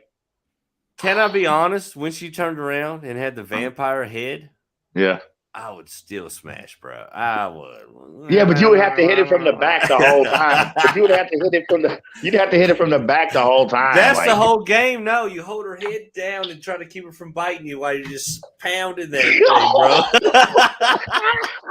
The whole game, bro. Don't look bad. Don't look bad. And you can keep that visual, and that is my defense to the BBC. All right, so that was actually a reference to the song that was being played while she was dancing. So, it's actually a reference to the song that was playing on Desperado when he actually seen her the first time. That's the dude when she's walking down the street and you seen her for the first time in Desperado. She's walking down the street and the car fucking runs into the other car because they just paying all attention to her, and you see her in that dress. She looks up with those fucking eyes, dude. I have never. Maybe my ex-wife, and it was so long ago I can hardly remember. A woman looking at a man like that, the way she looked at him was like, it was beyond come hither. It was the greatest look that a woman could ever give a man. It was, But dude, what about one of the greatest intros to a club that you've ever fucking seen from my guy, Cheech Marin? Oh man, pussy. Come on in, pussy lovers. Here at the TD Twister, we're slashing pussy in half. We got white pussy, black pussy, yellow pussy, Spanish pussy. We got hot pussy, cold pussy. We got hairy pussy, bloody pussy. We got smelly pussy. We got leather pussy, velvet pussy, naga hot pussy. We got so much pussy, and then it's like a bottle pussy for regular price, and you get another piece of pussy for a penny. Who can beat pussy for a penny? If you can find cheaper piece pussy anywhere, then fuck it. Oh, and then Juliette Lewis walk up the steps, and he's like, "Oh, we got a new flavor, apple pie pussy." Yeah, Cheech kills that whole fucking scene. He does. So That's my pussy. That's all. That's the most pussy I've had. You know what I'm saying? Okay. I am very impressed that you know that entire rendition. I'm very impressed by that. Dude, you have no idea how many times I watched Desperado. Like I went to see it twice opening weekend, and as soon as it came out on home release, that I wore that VHS tape out. I probably went through like 5 of those in a year. I watched that movie so fucking much. I loved it. I had actually seen. That's actually the sequel to El Mariachi. Is it Desperado or Dust to Dawn we're talking about? I'm confused now. We're talking about Desperado. We're still Dust talking Till Dawn about was the Cheech Marin scene. Yeah, that's the Cheech Marin scene. But Cheech isn't from Desperado too. He plays the bar in Desperado. He plays the bartender. Yeah. The mob boss. They supposed to meet at the end. So he plays 2 people in Desperado. Yeah, he's the bartender when Steve Buscemi first comes in and starts telling the story. He's What's that in the bartender. guitar case? What's in the guitar case? What? I said, what's in the guitar case? Real fast. Yeah. He's the bartender, and then he's what's the guy they was supposed to meet at the end? Yeah, he was the guy they were going to see in Mexico. They were taking the money to. Yeah, exactly, man. Yeah. But yeah, from Dust Till Dawn and Cheech's pussy rant. Yeah, that's my shit. That's one of my favorite scenes in the whole fucking movie.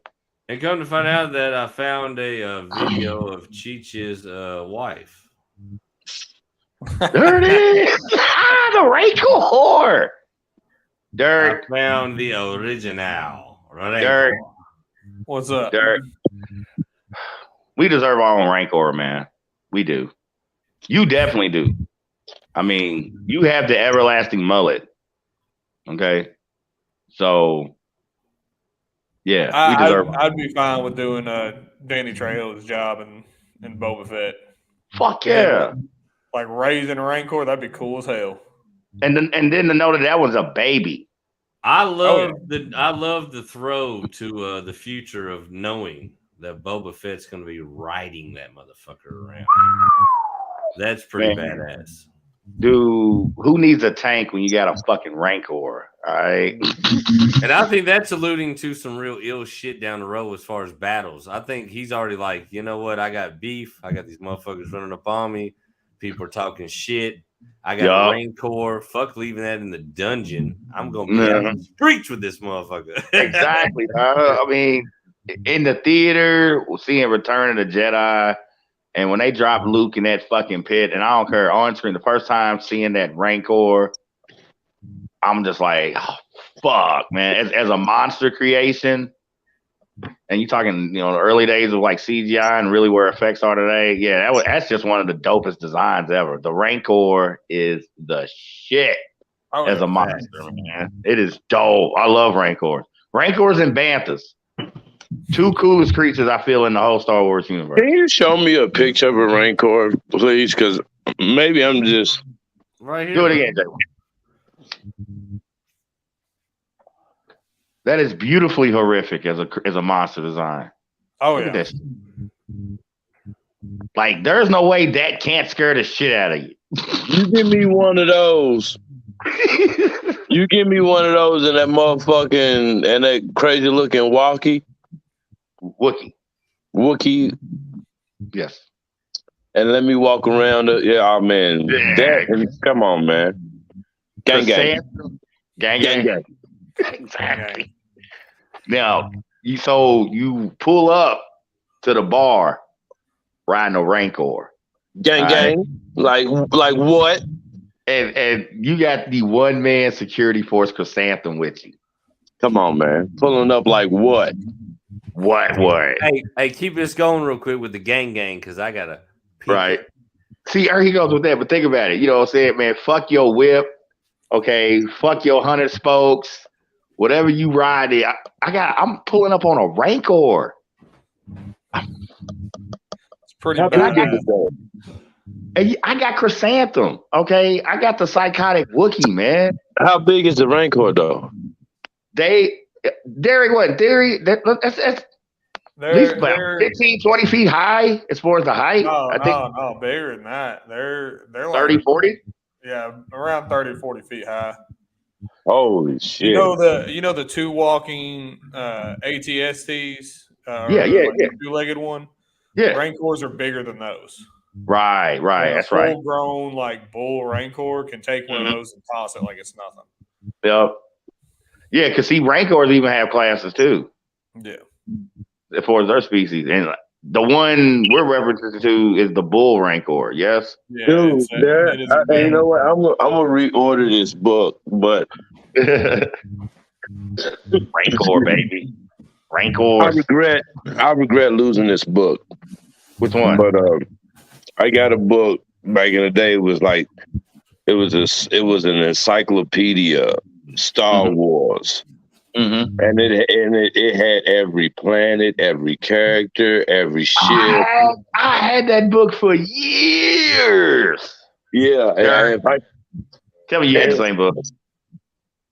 No, I had it. Yeah. Dude, Go ahead, my bad. I'm talking about every fucking aspect it was literally like Star Wars encyclopedia.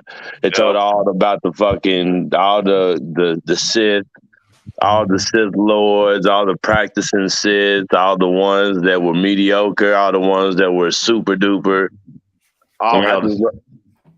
Fuck that. All hell to Sith. I could have never, ever. I could have never been a light side Jedi. The light side Jedi, that is the Catholic Church of the Star Wars universe. I'm telling you, all right? Their vows of chastity. Literally, Darth Vader, Anakin Skywalker is literally the last, light side guy or whatever to get laid. Last one. Okay? No. I would have been a Sith Lord, dude. I'm telling you, the Sith fucking rule. Fuck the dumb shit. All right. I would have been like a 38th level Sith Lord. All right. Fuck that. Light side Jedis are pussy ass motherfuckers. I ain't got no problem saying it. The way you talk about it, I feel like you probably more like the Sith Lord. No. See. Yo, real quick shout out, man. Ace Bane. Okay, he's this comedian. There should never be a shout out after a syphilis joke. I mean, who the fuck syphilis joke? I want to shout out the clinic. But not for real, man. But now, I know the encyclopedia you're referencing to, man, and that thing was so just detailed. Wait, fellas, real quick. Yo. For some reason, he's not on here right now. Oh shit, he left. Let's get back to Boba Fett. Okay. Before he comes back. Right. But no, man, the Rancor, the gift, and Danny Trejo, the trainer. We all want our own Rancor, J-Wall. We do. We just do. Who the fuck wouldn't want a big crazy monster? Yeah. And like knowing, like, okay, the first time I watched this episode and we get to this part, and when he's breaking it down and basically saying, they're basically like big babies, you know what I'm saying? Unless they feel scared or threatened. And it's like, I thought that was cool shit too, because instead of just being like, oh, you get a big crazy monster, they like go in depth, like the monster has feelings. Well, that's what I'm saying when you talk about somebody like me, and I'm watching this, and I have to then reference back to the first time I seen a Rancor on screen, which was 1983, Return of the Jedi, and I'm like, bullshit. You know what I'm saying? They're a baby. Like, I remember the scene that I see. There was nothing soft and cuddly about that motherfucker, all right? I mean, you don't want to give this thing a hug? Dude, well, I mean, knowing what I know now, we're discussing Boba Fett. And I like it was a nice little spin on that whole, like, creature just totally misunderstood thing. It's like, so what you're saying is when you originally saw the Rancor at the original Star Wars trilogy, you did not realize that you would have to take that thing to therapy twice a week. No, because I'm like depressed. How can that's why that whole sequence between watching, Boba Fett originally, and then I watched episode 3 again just to kind of brush up. And it's probably going to happen every time I watch that episode. I'm like, bullshit. I remember 83. Okay. And there's nothing soft. Depressed? Therapy? Thorzy? You thought it was For a a murder. Rancor? You thought it was an instant death murder machine. Come to find out, you could take it to the dog park. Right. Like, bruh, can you imagine? Okay, so you live in New York, not too far from Central Park. It's Sunday, the dog parks, and Wait. Erk is backstage. okay. We got to at least talk about one more scene before I put him back on the show.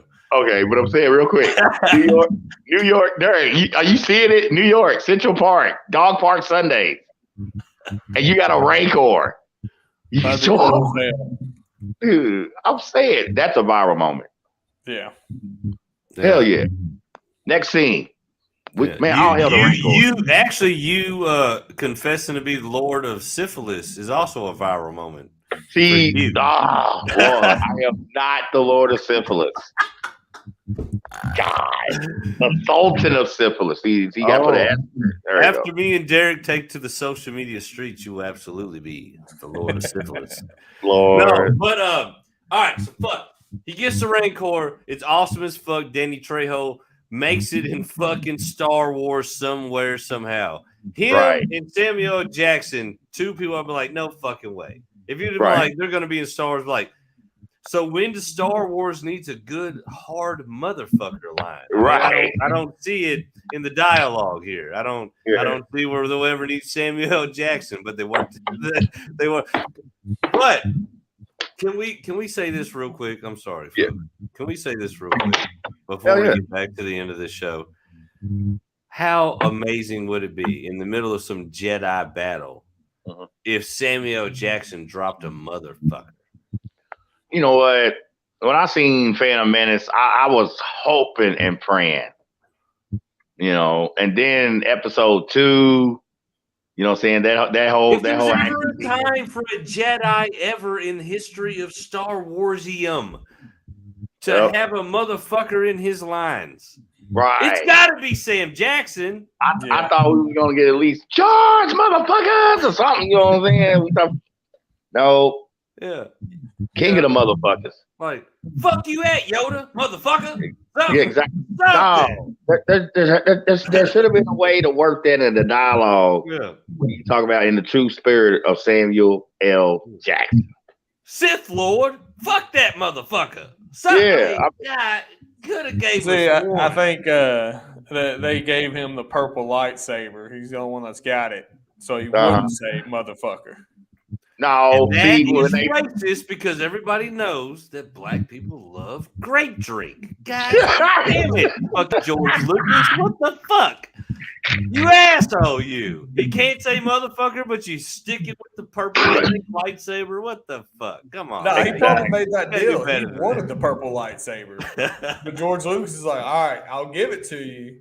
But you can't say it. You can't pop off with a motherfucker. I don't care if you say it under your breath either. Like you can't do it. Yeah. And you can't he was like, you can't say motherfucker, and you can't wear a Kango. There's no reason. Yeah. There's no Kangos in this world of Star Wars, so you gotta leave that motherfucker at home. There's got to be like a hidden reel, an outtake, or something where like he got. I mean, you know, a motherfucker in like in whatever scene he was shooting. And there's I'd pay money. That's got to be an NFT one day somewhere. What the fuck is an NFT? What is an NFT?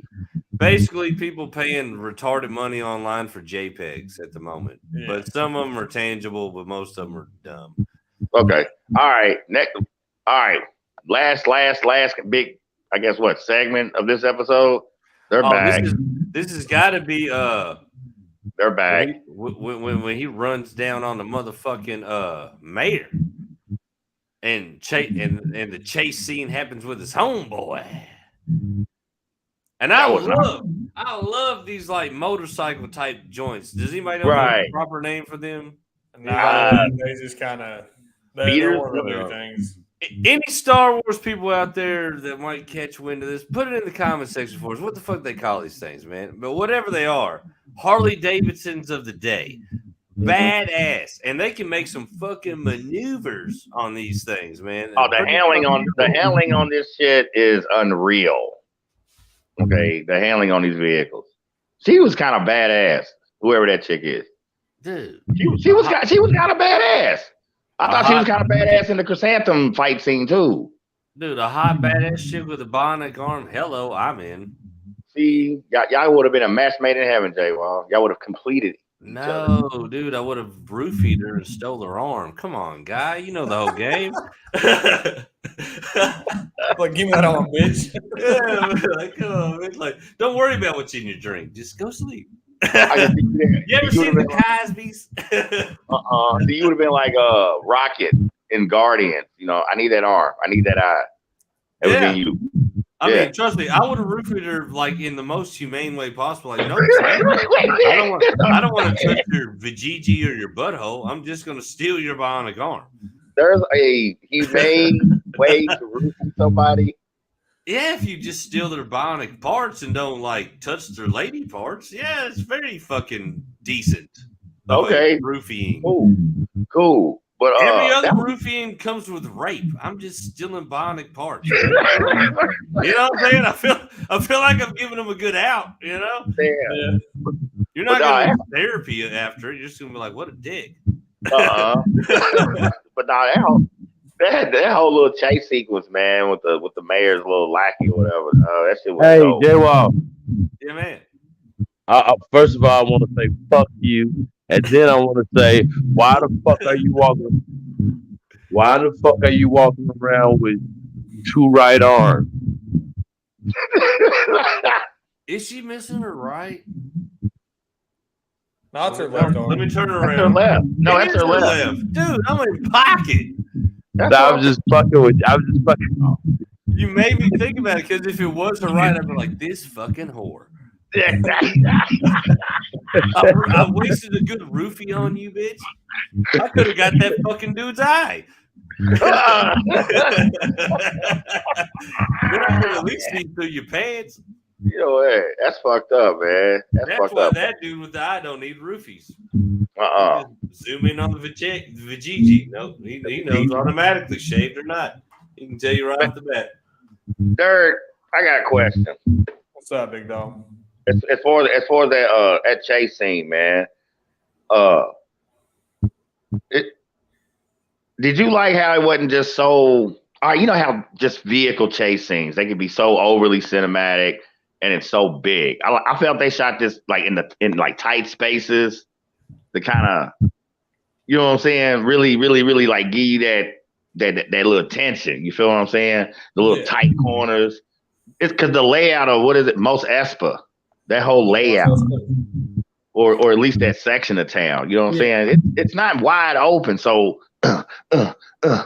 you know, kind of reminded me of like the original Tron bicycle scene in a way. Yeah. Or to be honest, I didn't mind. Long live Tron. A little stiff, to be honest.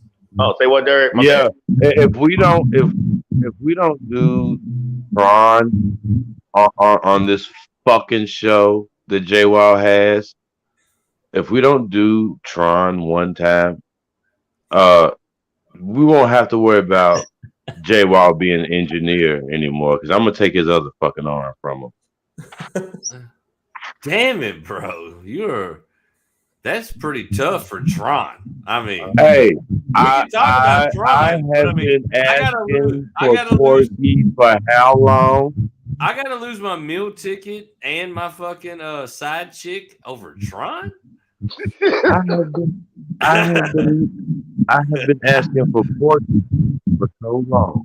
I can think of way better movies to tear my arm off over. Honestly. Yeah. But no, I just wanted to ask. No, the original Tron, dude. First of all, you ain't even in my era, son. You don't know what it's like. You don't know what it's like to watch Tron on VHS. You're right. Thank God. Hell yeah. I don't know, Jay Wall. You said that your family was somewhat technically challenged coming up. Dude, I had mad VHSs when my neighbors had DVD players. It was ridiculous. Right. But no, I just want. Go ahead. No, I just asking Dirk, man, as far as that chase scene, man. I felt it was just a certain. No, like it was good. Like they did really well with like you're talking about how they're in tight spaces, constantly maneuver. My only real big issue with it is it seemed like it was like really stiff though. Like it's mainly with the acting, but if they like, I don't know, the actors loosened up a little bit, made it seem like sold it a whole lot better. It would have been a whole lot. I can't say realistic because right, but a little more fluid. Space, yeah, a little bit more fluid with it. I think overall, like you said, I mean, it was good. Like it wasn't just just everyone running straight forward in a straight line as fast as they can and just constantly looking at each other. Like they're taking turns, hitting stuff, dodging people in the street. Yeah, it was good. I enjoyed it. Hell yeah, man. Hell yeah. I think that cast, the ones that played the little ruffians that he hires. Yeah. I think a lot of them, particularly as far as America, I think it's like probably their first really big thing. So when you talk about that kind of stiffness acting wise in that sequence, you know what I'm saying? It's like, okay, they're still learning how to work with each other. Yeah. Because I feel later on in the episodes, without giving away no spoilers, you know what I'm saying? They kind of gel more together on screen when you're talking about those guys in Boba Fett. You know what I'm saying? And I'm gonna go ahead and say it. That little biker chick, the one with the left arm that J-Wall is gonna roofie and steal. Sure. I absolutely acquire. I do not like her. Like she seems forced. That character seems way too forced. Okay. Like they needed another female strong female character. When they already have that assassin chick, she's a badass. Yeah. Like it is naturally occurring. It's not forced. Like she has proven herself repeatedly. But that little biker chick just like tries to get those one-liners in and seem cool. And usually when you force a one-line, they don't work. So I do not like that chick. Derek says he does not want any Me Too in his Star Wars. Fuck no. The sequel. But yeah, man. Yeah, I don't know. Yeah, I don't know if her character's supposed to be quirky or just her, you know what I'm saying? That's just like her delivery, you know what I'm saying? But I feel what you're saying. There's like, it's like you want to like her, yet, Well, they're trying to make her a badass without proving herself. Like she's like on that chase scene, all of her buddies got kind of like pushed away or outmaneuvered, but she went and hopped off a fucking little cart thing and like skidded it sideways and tried to be like just a badass. In later episodes, I don't want to really ruin some of the stuff, but some of the things they have her in, like she's just in there and this is like, oh yeah, that's how we do it here. Or, some stupid ass, corny ass fucking one liner. It's stupid. It feels very heavy handed. Derek said he does not need any pandering in his Star Wars. Make it natural. I'll second that, but I would double down on it. I don't want any pandering in any of my movies and TV. Leave it to be entertainment. Chris, I keep hitting your mute button because your alien interception keeps coming through the feed, my friend. Shake your mic, do whatever you got to do, my friend. How's that? Because I just did it. I don't know why, but every time I tell you your sound's fucked up, then it comes back better. Yeah, I just shook my mic. So how about this? Every 5 minutes, tell yourself your sound sounds like shit, and it might just recalibrate. That seems to be the case. Right. Okay. All right. But yeah, she seems a little. But like you said, Derek, without giving shit away, I mean, that whole little clique gets to like truly prove themselves.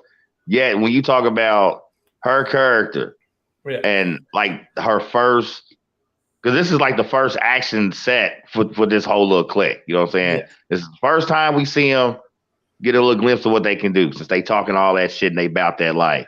And I feel what you're saying. You don't feel that she's legitimately about that life. You know what happened? They had the script, they had the story all played out, and they looked at it and they're like, "All right, so seems like the guy with the one eye is the leader of the Bionic Clique. Right. That's obvious. Like that's established the night we meet him. Some fucking cunt came out of left field and was like, "No, you all either need a strong female lead, a gay guy, or a trans guy." And they're like, "Trans aliens? No." Well, not to Boba Fett. Not to allude to anything, man. They start bringing in the whole. They pretty much allude to her being gay. Yeah, I caught that. That's the double up. Gay bionic Karen. That mechanical left arm, they can do things that you can't. Oh, facts. And all I wanted was a left arm that looked like a kayak paddle. And look at me, I'm the asshole now. You know what I mean? But, Derek and his body. You know what that was though? They're like the leader of this Bionic Clique is going to be the guy with the one eye, or this chick, or we're gonna have to have a gay Bionic dude. Okay, but look, real talk. The night that they decided to go with the chick. They had to throw in some kind of weirdo diversity. It couldn't be awesomeness. But what I'm saying is, okay, the night Boba Fett meets them, it is clearly established, okay, that the leader of the guy is the Bionic BBC. He's the leader of the clique. Why in the motherfucking hell would the guy with a bionic eye have to be the BBC guy?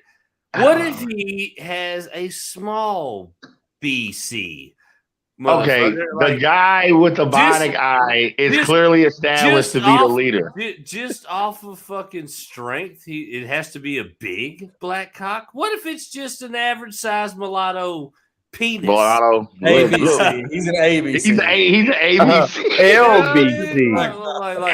LBC. LBC. Is every cock in your life big and black, Chris? I mean, goddamn, they're all shapes and sizes, man. Cocks are like flavors that fucking Baskin Robbins, dude. There's all kinds of them. Why at Blurred Minds Media are we just segregated to big black ones? I don't know, because I mean, what about a good, healthy, medium-sized Asian uncut? I mean, goddamn, can we not talk about these cocks? Asian. You are a cock racist. I'm a cock racist. For you, every cock has to be big and black, or the cock's not acceptable. And this, this is not what we want to portray on Blurred Minds Media. Yes, because we're all about. Oh my God, he's cock shaming. This is not what we want to portray on Blurred Minds Media. This is not what we portray on He's cock shaming. This is not what I think George Lucas wanted to portray on Star Wars. I don't think Jon Favreau had this in his head when he came out with Boba Fett, him and Robert Rodriguez. Sir, you are a cock shamer. We're not going to accept it. We just came up with a new socially sensitive word. So here's the thing. For the next couple shows, I'm gonna need you to use SYC, small yellow cock. I'm gonna need you to use AWCs, average white cocks. I'm gonna need you to use BERTA, WTF, bigger than average, what the fuck white cocks. like me and Derek seem to be wielding. Talk about those. Our big Viking cocks that we have. Our big world leader cocks that we have over here. Our big Jew cocks. I'm sorry, I failed. A better term. Our big bankers cocks. And I'm sorry, I failed. I'm gonna need you to talk about a little white privilege cock too. You know, a little bit of Nazi cock. You know, you want to talk cocks, motherfucker? You're gonna talk all cocks, or you're talking no cocks. And that's the bottom line, because Daywall said so. I'm sorry that I failed to promote inclusion. And I'm running for president, and I'm running on strong cock diversity conversation. I never want to lead in America with just a BBC. No, I don't. Leading America with average to small to micro penises. Everybody's included. If you got a Even cock, micro I will penises. promote you to sling it. I will That's promote gonna be you to clean it, and I will That's gonna promote be- you to bottom it out. Matter of fact, No that's matter gonna what be kind of cock you're wielding. that's Now, gonna don't be listen to this propagandist, poison, snake salesman down here that'll tell you the BBC's the only way to go. No, ladies and some gentlemen, unfortunately. There's a cock to be had for all of y'all. And not all of them are big and black, is all I'm saying. Now, if we can close out Boba Fett, and if you could vote for me, J-Wall, 2024, all cocks included. That's right. That's this campaign slogan. That's my campaign slogan. You don't have All to be a cocks included, Democrat. baby. You don't have to be a Democrat or a Republican to see No. the big dick, little dick initiative going on here. You just honestly Wow. just have to have a cock and be It's proud. written in the policy, baby. We're going to the White House with this shit. Yeah. Hell yeah. BLCs, I'm Hell yeah. not excluding you at the board of the BLCs, the big Latino cocks. I got your back, goddammit. That's right. That's right. Fuck That's that right. wall. You're trying to wear the walls out on your Maria. I understand, Maria. All cocks matter. All hashtag all cocks matter. 2024, folks. ACL. All cocks matter. That's right. Now, if we can get back to Boba Fett's cock for a Yes. second and close this fucking That's shenanigans right. of a trash throwaway show out, because I think season 1, episode 3 of Boba Fett was mentioned on this show. None. But we talked a lot about cocks, so we all need some deep inner reflection on our heterosexual situations. But we're gonna close this motherfucker out. Nevertheless, this is the cock show. I'm renaming this the cock show. This show looks like a fucking fight between two chickens in Mexico. You understand me? It's a cock show out here. Cockfight. Cockfight. Anyway, Is it all just right. me? Or Okay, never mind. I was gonna say, did I go a little heavy on the Latinos? But no, I feel like I gave them just the amount of shine Yup. in their cockdom. Okay, let's move on. We have a policy for you too. I do, but I gotta get a couple Rosetta Stones before I can tell you about it. So He said a couple. bear, You're gonna bear with me. need a We whole have fucking policy. series.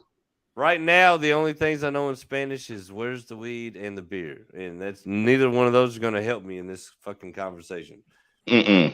Danny Trejo, I need you, my friend. J-Wall will make a dangerous politician Why you say that? You would. because he's already catering to egos. Oh yeah. Well yeah. That's part of his. That's part of his thing. You know what I'm saying? And honestly, if there's no bigger cater to an ego, it's cock diversity. I mean, goddamn. Swear. What bigger boost of an ego do you want to hear that your micro penis matters? I mean, goddamn. Motherfuckers Exactly. are going from jumping off of a bridge to hollering at the baddest bitches at Hooters the next day. They don't give a fuck. I'm voting I don't for this want to live in a motherfucker. country. He's making American dicks great again. God damn it. He's got a big fucking ball sack colored hat. It's not a red hat. It's a ball sack hat. It's got veins in it. It says, "Make American dicks great again." Look at Derek. Derek the whole time is like, what in the fuck? Derek's going from like, we had a cool movie review show to, Yeah. I'll never Talk about fucking this. do this again. Derek's about to unfriend all of us. He about to block everybody. For real. He's not allowed to unfriend me. We're bonded between our Viking cocks. See, Viking cock. That would be the coolest metal band name ever. oh my God. They can open up for Caveman Coming Parliament. soon. Me on the They can- ukulele and Derek on the drums. Viking cocks. Coming to a theater near you. Yeah. They Yeah, could be the opening band. They could be the opening band for Caveman Parliament. Dude, Yeah. listen. So, okay, you're cruising your little local music blog, or you see it on your, your Facebook timeline, whatever, and Make at this your. good because I'm closing the show. But I'm saying Caveman Parliament with Viking Cox. When you talking about bands, But who's the headliner? it had to be Viking Cox. Culture Fuck that. Yoda. Oh, Pop Culture Yoda. Pop Culture Yoda. Pop Culture Yoda closing it out as a Dude. headliner. Headliner with For Viking Cox. God damn it, son. We got a festival. Dude, we Man, really got to find Pop Culture Yoda. We got to find him. We got Hey, to who find. need- It sounds like we got to find 3 different bands, and none of us are musicians other than Irk. So Irk, I Right. hope you plan to be busy or start recruiting. Hey, who needs No, louder than like- light? Who Pop needs Culture, louder than we light? already talked about Pop Culture Yoda. Pop Mhm. Culture Yoda is like one of these young kids rapping, man. Like a Drill rapper. Like I wanted to Yeah. look like Tekashi 6ix9ine. exactly. Yeah, but more green and short. Yeah, we gotta incorporate the green. Yeah. We need a midget rapper, a midget that can spit, and we can Oh dress him up like fuck! Yoda. Oh my but God, he can Jay have on, Wall, like, you're a Bathing Ape genius. and Supreme, Bathing Ape You're- and Supreme, and some dope some Vans Okay, on. so we have got to fucking trash this episode Yeah. right after this, dude, because you are a fucking genius. Pop Culture Yoda basically, is a next fucking midget. Thursday, folks. There you are go no back popular in. midget rappers right now. We can market a fucking midget. Wait a motherfucking second. There's no popular midget rappers right now. There's no midget rappers right now. Bushwick Bill died. Where's the other one? Bushwick Bill and Joe C from Kid Rock died. These are the only 2 midget rappers I've ever fucking known of in my life. There's got to be one somewhere. There's got to be one somewhere. Dirk, you know any midget rappers? No, man, not off the top of my head. I'm actually trying to think of some. What if we turn Bridget the Midget into the first midget like Cardi B type shit? Who's Bridget the Midget?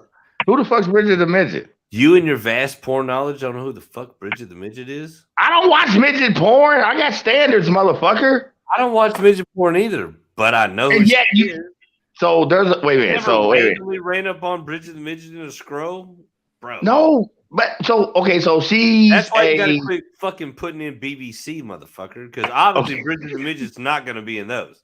Hey, that's fucked up. That's fucked up. Now I'm curious. So she's a legitimate midget. Hold on, wait, You never seen the IG midget twins? Dude, this is all new to me. Y'all telling me there's a legitimate midget porn star and her booking is Bridget the midget. Derek, can you please elaborate on midget porn for our fucking loser friend? Some midget porn? No, but I know you. You're weird like I am. You know as much about it as you know a little bit about it. You've brushed the surface, as have I. Which is why I know midget live, actually. Live. See what the fuck? Visually. Yeah, she was actually she came to Deja Vu a while back, and it's time to go see her. Are you fucking? Y'all still got Deja Vu of her? Yeah, that's pretty sad. We don't have a Deja Vu still on Taylor Boulevard. Yeah, I mean, you do. I used to live right across the street from it. Whatever happened to the? It's still there. What are you talking about? I know it's still there, but it's still like in business. Since I moved, I used my East End privilege. I was like, why would I go back? I really didn't. I knew the building was still there. I didn't know the one here was literally still in business. That's fucked up. You know why I hated the Deja Vu? No, fuck that. I want to hear Dirk. When I was 18. After that, I was like, you have no booze. Sober. I want to give none of these whores $1. Well, no, fuck that. I want to hear Dirk Bridget the Midget story. This live show. I want to hear that. Well, he's going in. It just pretty much went up there to see her. She's supposed to be performing. Mm-hmm. And it was life changing. That's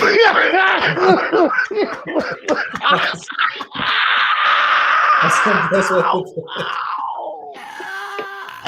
I didn't know people that. I mean, the BPC about it, dwarfism, or little people, or whatever you want to call them. Right.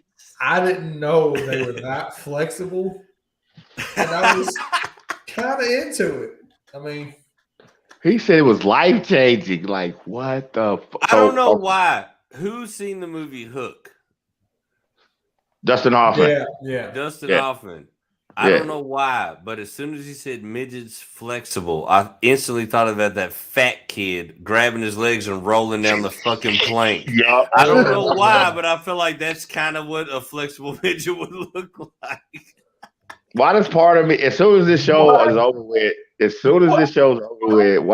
why does part of me want to go right on X Hamster and just type in Bridget the Midget? I honestly feel like as soon as this show closes, I won't see you for a month. So much for Mayhem Monday, folks. This motherfucker's gonna go full blown midget fetish on us like crazy. Next time I see him, he's like, "Hey, this is my chick, Little Susie." Susie. I met her on plenty of guppies. Plenty of guppies because they wouldn't be fit. Plenty of minnows. You are so fucked up. You're so fucked up. Dude. But for real, Bridget the Midget. Thank you, Derek. Because that was I hate you, dude. That was good. He said plenty of minnows, dog. Plenty of minnows. Oh my god. Oh my god. I feel like I should do the TVMA on that, but fuck him. I ain't even gonna. Oh my god, dude. Yo, if you think about the full capacity of what you just said and the build up to it, oh my god, dude. That honestly was a joke well more oh my for god. Tuesday nights around here, but oh my god. So J Wall, that's why I call you, man, the king of comedy kung fu, bro. That's you. I'm giving you so many minds. You can like just pop off with some bullshit. Just like, dude, J Wall. Oh my god, that was possibly one of the best fucking improv jokes I've ever heard. Well, he said plenty of minutes. For real, that this motherfucker said, "Hey." And I my favorite fucking comedian is Carlin, dude. And so just off the fly, midgets incorporating plenty of fish with plenty of minnows. I know, man. Oh my god. So that was clever, fucking brilliant, and horrible at the same fucking time. Yeah. That's what makes it brilliant, man. The horrible part was honestly the one thing that I really was proud of. He was like, "That was brilliant. That was great. That was horrible." Like, that was pretty bad, right? Y'all motherfuckers, man. So we got supposedly a Boba Fett episode 3 review show, allegedly. Honestly, you know what? We got Derek. I just want to apologize to Derek for grabbing him and running him through this mud tonight. I'm sorry, bro. This is not usually how we conduct business on a Thursday night, but we went there. We did. We got Derek and his midget. Got a little rough tonight. we got Derek and his Bridget the Midget life-changing whatever experience, and J Wall and his presidential cock campaign. Yep. Yeah. honestly, Honestly, if there's any two ways to explain a Star Wars show, what other way can you do it? Monumental, life-changing midget stripper experiences, and running on a presidential campaign of pure cock, like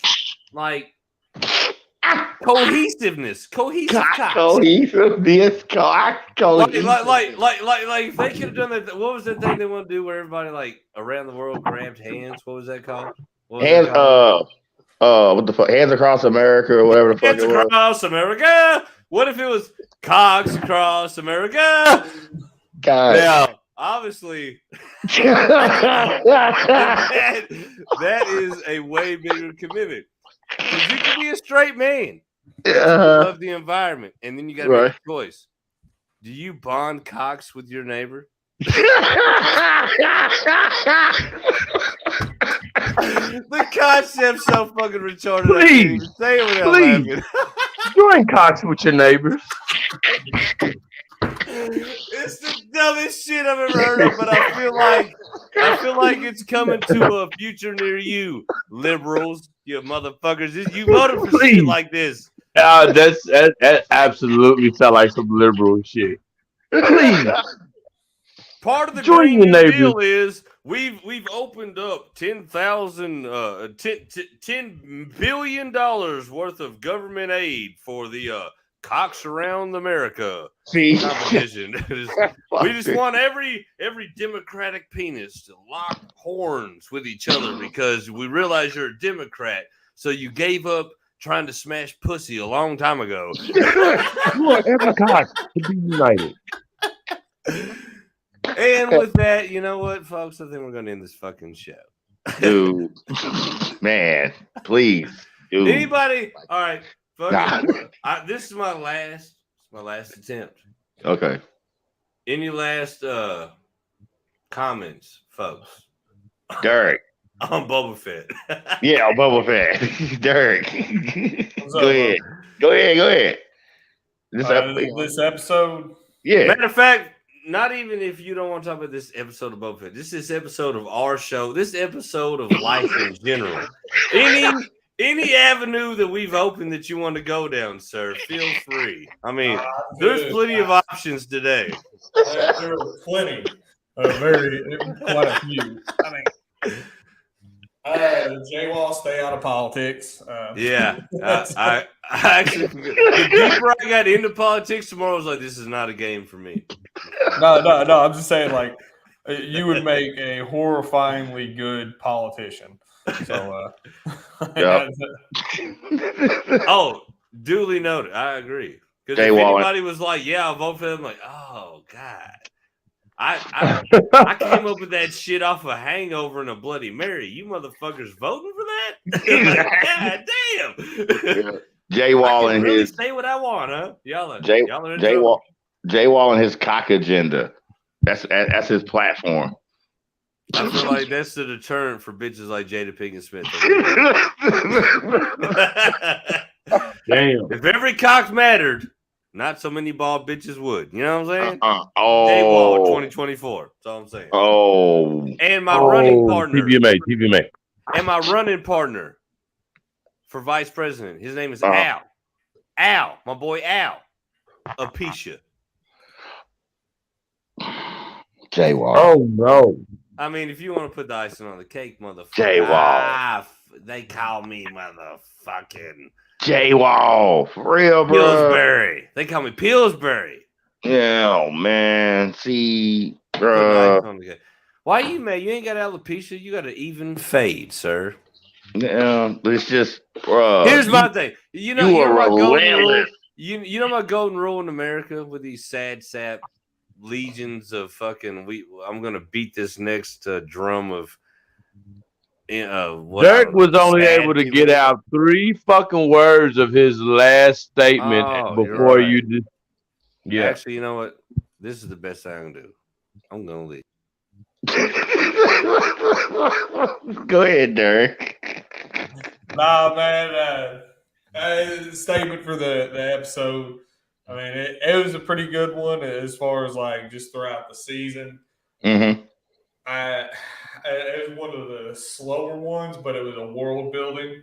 It let you know a lot of what was going on with Boba Fett. Yeah. But I mean, it was a lot of bombs were dropped in this episode, man. You got Dave Trejo coming in with the Rancor. You got What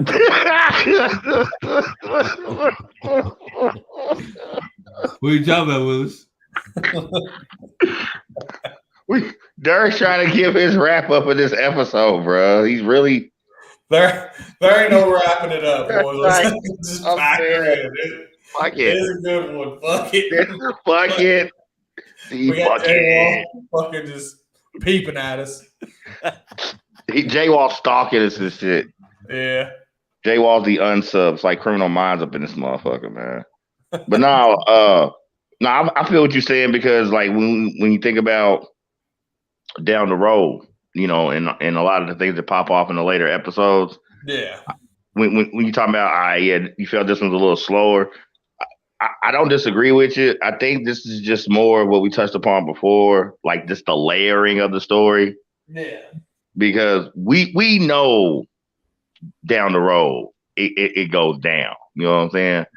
So I think this episode just kind of does a really good job of really starting to set that shit up. You know, then we get to meet some new cool kids and their bionic parts and their fucking little speeders and Me Too movement. Show offs.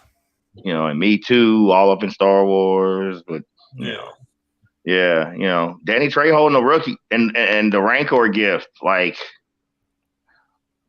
but I still didn't know Rancors, you know, require therapy. Like, there's no fucking way something that horrific, okay, and destructive. When I think about being 11 years old and seeing that thing, and you flash forward to the day, and it's Danny Trejo as the Rancor Whisperer. Yeah, that motherfucker, like they all say, Mexican Mafia to Rancor Whisperer. You know, and it's depressed. What the fuck you mean that thing's depressed? Yeah. For all the shit that pops off later on in this series, man, this episode does a real good job of just really starting to lay those roots down, man. Oh yeah. You know, for real. So I was really, really happy with this episode overall. I liked watching it again today. I like that little refresher course.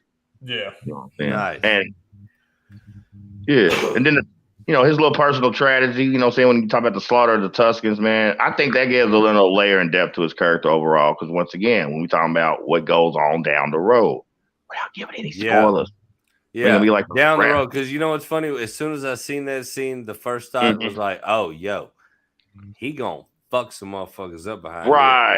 Right. You done killed his people, like the people that brought him in and took care of him, the people he was rocking with, and he was actually out here pulling capers for and trying to, like, you know, do some good for. Like, oh, he ain't letting that shit go. Somebody's paying for that. Yeah. It's like he's not a bad dude yet, you know, having to come with terms with bad shit he may have done in his life.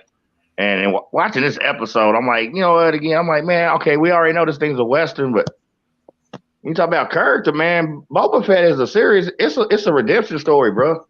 I mean, I feel the same way exactly. You know what I'm saying? Because like I feel like I'm not a bad dude, but I feel like after watching this episode, yes, you are. You're a bad. I'm gonna have some things to, you know, fight for redemption for, because we talked about a lot of man parts on this show, and I feel like I got a redemption story coming. You know, J Wall Fett Volume 2. J Wall to come back. The return of the hetero eye.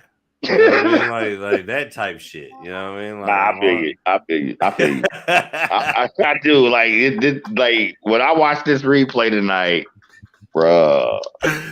I don't know how many times tonight I looked at Derek and I thought he was frozen, but he's honestly just looking like, what the fuck are you saying?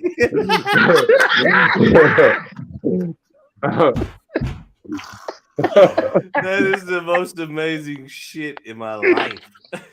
This is the most quiet. Oh my God. When you replay this episode and you get to this moment right here, I never will. You said everything you said. Hey, wow. And Apocalypse replies with, "I feel you." You know what? Oh my God. I hate Earth and Nerve's assessments of all of the shows. Honestly, at the end of most of these shows here, if Earth and Nerve reviews them, we're either gay or we're facts.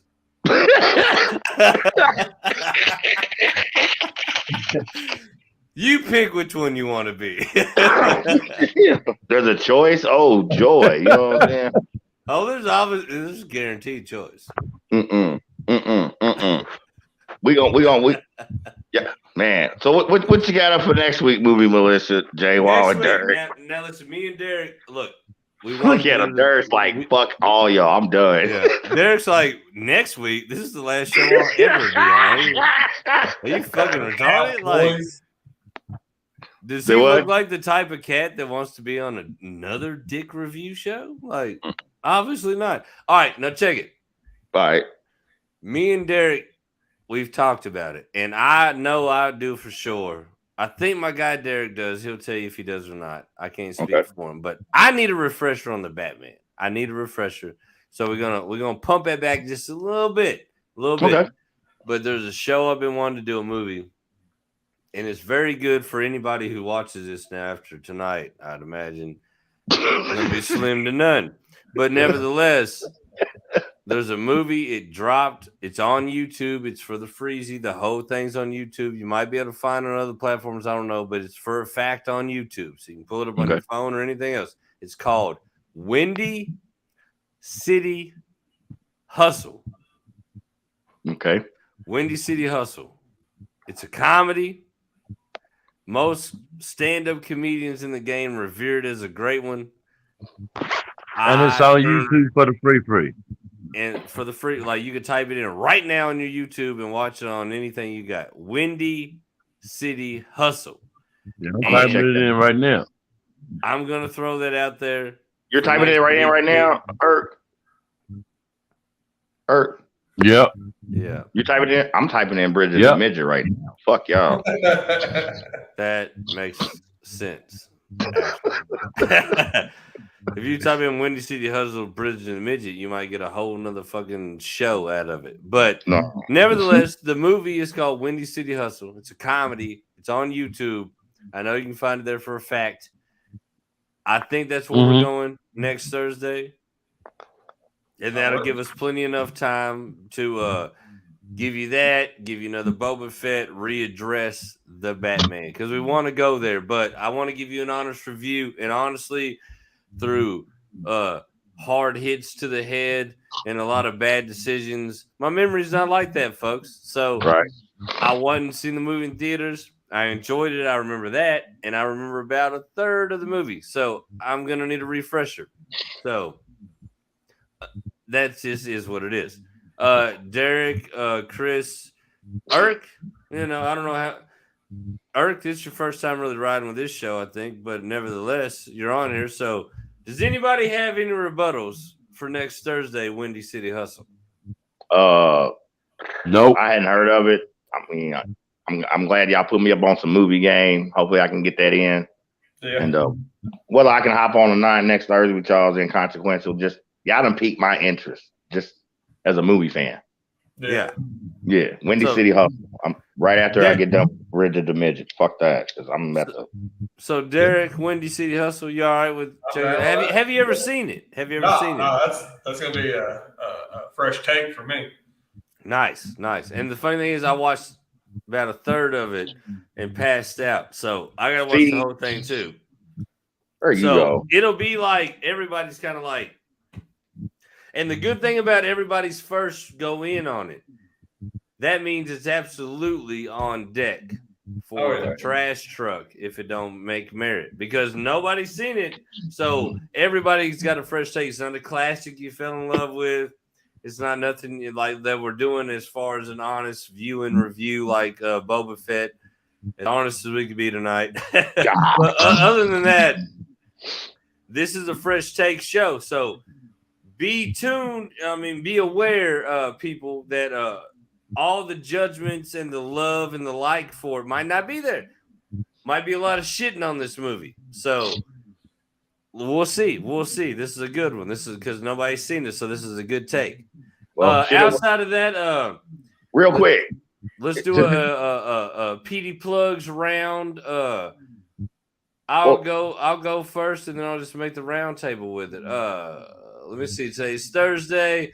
Next thing I know for a fact I got coming up is Shop Talk Sports right here, Blurred Minds Media, 8 o'clock. I'm sure we'll talk the national championship game, Kansas trumping the UNC Tar Heels. Wow. We'll talk, I would imagine, a little NBA smut, whatever's going on with that. Going into playoffs, baby. Playoffs. And we're getting pretty much hot and heavy going into baseball season. And we have some competitive softball players. Our host is a competitive softball player. And he alluded to maybe giving some love to softball leagues and tournaments and things coming up around the way. So that might be a thing too. But check out for all things sports talk Sunday night, 8 o'clock, Blur Minds Media. Chris, you got anything to say? Well, since it's still movie Militia, towards little, I don't know, what do you call it at the store? The suggestion box. Okay. I've been telling you about this one, Jay Wall. All right. Harvey Keitel, Lansky. All right. If you like Harvey Keitel, if you like gangster movies, okay. Lansky, Harvey Keitel, I'm telling you, man, dope as fuck. Get that in. Maybe that can be a actual movie Militia episode down the road with just, I don't know, the suggestion box, man. Y'all got to check out Lansky, man. Harvey Keitel. He puts it down. Nice. And I like that. I like that concept, the suggestion box. Derek, got any closing remarks? Got anything for the suggestion box? Nah, man, I'm actually looking forward to typed it in here. I look forward to this movie. To be honest, I need something new and fresh in my life. So nice. I like it.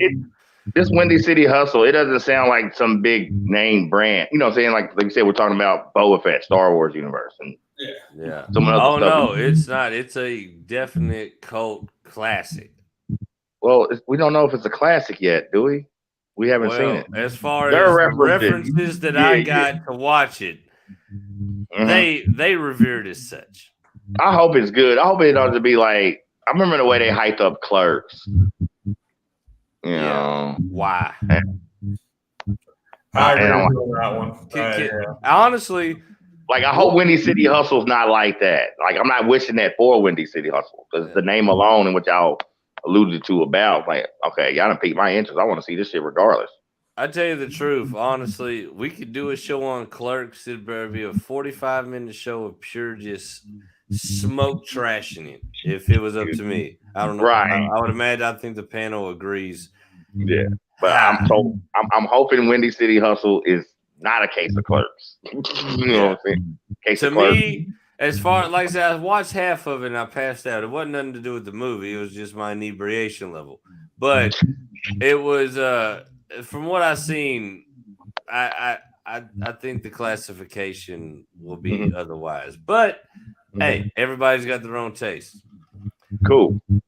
But yeah, suggestion box, Harvey Keitel, Lansky, and another reminder real quick, Monday Night Mayhem, we're getting dark and spooky. We will be celebrating The Undertaker. All right. We will start profiling The Undertaker and going over his career in celebration of his 2022 WWE Hall of Fame induction. Jay Walls had the first promo running for the good part of a week now.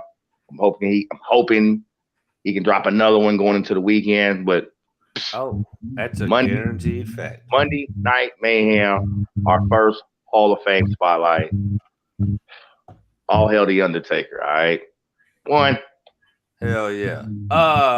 Derek, you got any movie mentions, anything you want to throw out there? Or throw something in the suggestion box, man. Any suggestions or any plug-a-rooskies you want to do? Man, one I've been kind of holding in my back pocket for a while, Blazing Saddles. Oh, that is fucking comedy gold. And I love that because not only is that a solid reference to anybody out there that wants to watch something they haven't seen, but absolutely a movie that was gonna be on this show at some point, because a classic movie. Trust me, we'll meander through some of the new shit, some peculiar shit, some this and that. But the all-time heavy hitter classics, we're definitely gonna do those too, and we have done some. If you actually look back through our tutelage of this show, man, Blazing Saddles is. Woo, that is we're not restricted to one genre of movie here, folks. So we're gonna brush movies. all of them at one time. At one time or another, we'll hit something, some genre that you fuck with. I guarantee it. Oh, man, we are movie militia. Okay, this is a projected promo that I want to do right now. As long as I have the blessing of you guys to do so. Not next week. Next week we're regularly on a Thursday, but the following week, if possible, I'd like to do that on a Wednesday because that Wednesday would be the 20th, 420, and I'd like to do the Stoner movie show on 420 Wednesday and talk this open air, our favorite stoner movies. Send them to me so I can upload some shit from them if you would. But either way, our favorite stoner movies. Where we are, our time in our life when we might have watched our first favorite stoner movies. It's 420. We're just paying homage to every movie that has to do with the sweet Chiba. Oh, J-Wall. We got to hit him with the all gas mob hashtag, man, especially for that one, bro. Y'all got to get up on that shit. Okay. We'll throw that out there. But I would ask my partner in crime, the second head of this dragon, Derek, is that acceptable to you, sir? Not next week, but the following week. Yeah, I'm down for it. I mean, I'm over here trying to make a list of movies for it right now. The funny thing was, two of them pop in my head. I'm like, fuck, I gotta write those down real quick before I forget them. The funny thing is, when I thought about this idea, I was like, yeah, we'll do top 3 stoner movies. That'll be easy enough. And then I started thinking, I was like, dude, this genre is a lot harder than I actually thought it was. I don't know if I have only 3. I know 4 movies. I know 4. I've got a lot of ones that were pivotal in my adolescence. I know 4 I can think of all time. Cheech and Chong Up in Smoke, of course, First Friday, Half Baked, How High. Like those are probably like my 4 favorite. 2 weeks from now on Wednesday, that's when we unveil them. All right. And we're going to show love to them, and possibly, depending on who's where and who's doing what, this and that, might be a live sesh. I don't know. We'll figure that out. But nevertheless, we're definitely going to talk the movies of the greener variety. Hell yeah, all gas mob, bitch. Fuck that. 420 special. Y'all heard J-Wall. So like I said, next week we're gonna do Kansas City. Shit, what the fuck? That's probably a whole another porno. Windy City Hustle, not Kansas City Hustle. If you look for that, I don't know what you'll find. Don't fault me for that if you do. Windy City Hustle, and then I believe the following week from that we'll go on a Wednesday, 420. We'll do the 420 special, and then after that we'll have to go to episode 4 of Boba Fett because we went 2 weeks without it, so we're just gonna have to get that in. And we might even have to address possibly. I'll talk to the guys behind the scenes. I'll just throw this out there, just the possibility for everybody to think about of maybe mashing a couple episodes together to get us done on down through this series. But we'll readdress that as we get to that.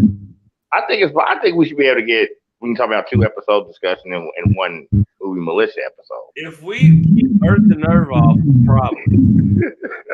That's a good that idea. That motherfucker is the king of snatching your fucking steering wheel and pulling you off the rails. For sure. Right.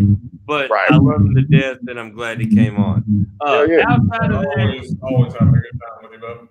The last thing I'd like to throw out there, since Chris Stu went out, I'll throw one out. I was watching it. I was actually late to work today because I stayed up watching this shit last night. So I got to give a little shout out to it. Another series. We might possibly be able to do it here if everybody can get into it and watch it. If not, no biggie. But just for the viewers out there, Winning Time, the rise of the Lakers dynasty on HBO. For me, folks, holy fuck. I watched the first 3 episodes last night, and to me, Must see TV. I know John C. Riley plays Jerry Buss. I've been watching trailers of it. I gotta start watching. And that to me is the icing on the cake. Yeah. Jerry Buss's character, John C. Riley, makes the fucking show for me. That's all I'll say. No spoilers. But to me, I'm on episode 4 now. I've watched 1, 2, 3. So far, fucking brilliant. Fucking brilliant. That's what's up. I gotta get up on that. Especially as a huge Laker fan. It's like, yeah. Especially since they Funny did thing was, to me, when I first seen it, like show Lakers, Magic, this stuff, like, it could be good, it could be corny. I don't know. As soon as I watched that first episode and it ended, I was like, it's a motherfucking show right here. And it goes on. It goes on. It's got a little bit for all your senses, if you know what I mean. It's what I'm saying. I mean, bro, I can pick the 80s, the Lakers, the money, the titles, the Coke. Oh, there's got to be some Coke in there somewhere. Oh, bro. Like, nobody. You should, I don't care what genre it is, you should never base anything in the 80s there's not some cocaine involved. Oh, yeah. Basically, as soon as like an 80s movie, and you're like, yep. And then they're like, well. Derek, what do they call it? A period piece. You know, when it's set in a specific, time setting or whatever, it's got to look like it. It's got to smell like it. The wardrobe, everything, the vehicle. We've watched too much stuff to not know this. Oh, yeah. I don't care. Like, why wasn't, I mean, even if you're talking about like 87 and Predator, I mean, there's like this Coke bus. You know what I'm saying? There was, you know what I'm saying? I mean, you got to have 80s and Coke, and I got to watch this Winning Time. I'm trying to see John C. Riley as Jerry Buss, because I know he's acting a fool with it. I know he kills it. I know he does. I mean, for my money, right. Fucking great. But outside of that, folks, like I said, so next Thursday we're coming in. Comedy you can find readily available on YouTube, Windy City Hustle. Then after that, we're not going in on Thursday. Special 420 show on 420. We're talking our favorite stoner movies. And then after that, we'll get right back on our regular scheduled program. Without her. With or without it. If you come, don't expect much of the show unless it's something he's seen. Obviously, you gotta watch Boba Fett, so we had to talk about everything else. Which, unfortunately, ended up with a lot of cock talk. So, y'all can decipher that however you want to. I know we're not gay. I don't give a fuck. it was still, man, the way a lot of shit, it just comes out. It's like, yeah, that just fucked up from the jump. So that's why I like watching the replays. I'm like, fuck. Right. We really said that shit. Like, whether who said it, it doesn't even matter to me. I just like, yeah, they're gonna kick us off the whole fucking internet. So like, we out of control. But outside of that, if anybody else is everybody good? Good. All right, well, we're gonna close this. We will see y'all next week. Everybody, I appreciate y'all coming on. Derek, good seeing you. You know what I'm saying? All right, be good, man. We out of here.